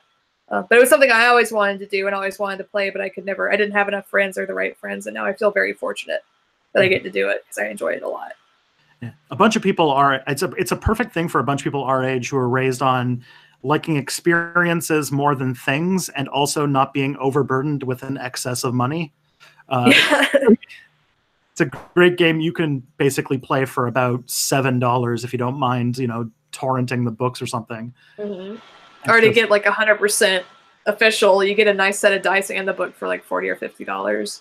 Yeah. Which is, I wasn't able to get the book for a while because I didn't have any money, but usually borrow it from people, or like you said, find the PDF somewhere, or you can like, what's it called, like you said, you ran Curse of Strahd. You buy that book for like $40-50 and you are covered for like a year of a game. And it's like, no, in the days where like video games are going to like the point of like trying to extract more and more microtransactions out of you or whatever, like it's really nice to have a thing that's like, it's not asking you for a ton of money. No, I think it's perfectly reasonable. That's one of those things where it's like you're supporting it. You're not being exploited. ask you. I mean, $40 is a lot for a book, but it does include so much, and that Strad campaign was awesome. It was so much fun, and I don't know if we played for a full year. We played for a long time off of it, and we didn't even go to everything that we could have remotely. You know, it ended sooner. That's just the way the story went. It ended sooner than it could have, but yeah, and I really enjoyed like the collaborative storytelling aspect of it, the aspect of everyone kind of learning to be vulnerable and have fun with it, because I can't play with people that I'm not comfortable around. Yeah. I'm about to, and also you can experiment with much things. Like, I played a short campaign of a Powered by Apocalypse game that was cyberpunky, and I was always a big fan of a woman on the internet named Left Anonym, who I think like maybe 5 people in the world know about, but she's a Scottish woman. She's one of the first biohackers. And she's like really like she is very much she's like been to the hospital like 7 or 8 times for like tetanus and stuff like that, because she like actually like puts like chips in her body and stuff. Like she's just like, I'm not super well educated. I'm just like figuring this shit out. And she just plays with it. And she's still around. She's still doing this stuff. And she like put neodymium magnets in her fingertips and stuff like that. And I was just like, if I'm going to play a cyberpunk game, I'm just going to make her as a character. And I just, yeah. Like just like this, because like, you know, like cyberpunk, you think of like cyborgs and like high-tech stuff. And I was just like, no, this is like a person who like just kind of fucks with things. This is great. Trial and error. I mean, that's how that stuff happens, right? You got it when it first starts, like when the biohacking stuff in fiction, or I guess now it's happening in real life. I would not want to put a chip under my skin, but I would play a character that would do it. That's the fun of it. You get to explore things that you would not do or be able to do in your actual life. And explore empathy. Like the next character I'm going to be playing has some severe physical deformities, and that'll be interesting to see how that goes. I went from playing in my Strad campaign a rogue charlatan assassin, like someone who was very two-faced and very tricky and very low strength, high dexterity, high charisma, then immediately playing a character who's like a Oath of Redemption paladin who's non-violent and just a total narc. Like I didn't really, it's like, I want to be the hero this time. And it's like, oh, I can't go into this shady bars anymore. I can't talk to these people anymore. There's so much that I can't do that I hadn't considered. So since I'm still relatively new to playing it, it's always a new adventure of like, oh, I hadn't even considered this aspect of it, but then this part is really fun to not have to be just like an asshole to everybody all the time. My wife's character is actually an Oath of Redemption paladin, and her character, like she's like such like a non-violent person, and so anytime that she like blows up, because like, you know, with paladins, they can blow people up with damage if they want to, and every time like, you know, her hammer crunches the skull of the bad guy and I describe in detail, she's just like, oh no. I try to play it well, but sometimes you have to get into a fight or all your friends are going to die, so I try not to. I describe many moments that like give her a lot of nope when it comes to it. Yeah, it's great. Running a game for your spouse is great because you get to torture them in so many new and small ways. I'm sure she enjoys it too. I feel like player characters also torture the DM a lot, so I think it's fair. I know we do. Yeah. I look forward to seeing that show. Yeah, I guess like before we wrap up, please tell everybody everybody who's watching right now where they can find all of the things that you're doing. You can find my video essays on the YouTube channel StrucciMovies. If you look up, I'm sure like Fake Friends, Parasocial, or Film Nerd, it'll all pop up too. I have a StrucciMovies Twitter account that's STRUCCI. My main personal Twitter account is Plenty of Alcoves, and that's where I just post like photos or I talk about movies or whatever. I have a Curious Cat where people can submit questions, hopefully not weird questions that I get a lot of. And I also do those short films, which I really haven't shown outside of the southeastern United States, but hopefully in the next year they'll actually be online and be public where people can see them and appreciate them, the stuff that we've been working on forever. Awesome. and I do highly recommend it. I sought you out for this. I was very excited to get you on this channel. Thank you for having me on. I had fun. Sorry about I was a little bit flustered by the dogs, but they've calmed down now, luckily. They were at one point they were on top of me and like knocking stuff over, and I was trying not to show it on screen, like keep them off screen. Yeah, they're not small dogs, if picture shows. They're very, very big dogs, and they're very sweet, but they just want to be in my lap when I'm busy, and they can't be. But then I let them out, and they run around outside and scream at stuff and bark. But yeah, thank you so much for having me on. It was fun. This is my first. I've done a lot of podcasts, but I don't think I've done a recorded video. Yeah. Thanks. I've been like trying to look at I'll look at your face in the corner, but then I'll look in the camera. So it's like I don't know I never know what to do in these situations too. So I've just been like, I'll just look into the camera. So it looks like I'm like making eye contact with people watching. Speaking of like parasocial. Oh, very much so. All right. Yeah. And then I'll see you guys next month, hopefully, for another one of these. Goodbye, friends. Y'all have a good night.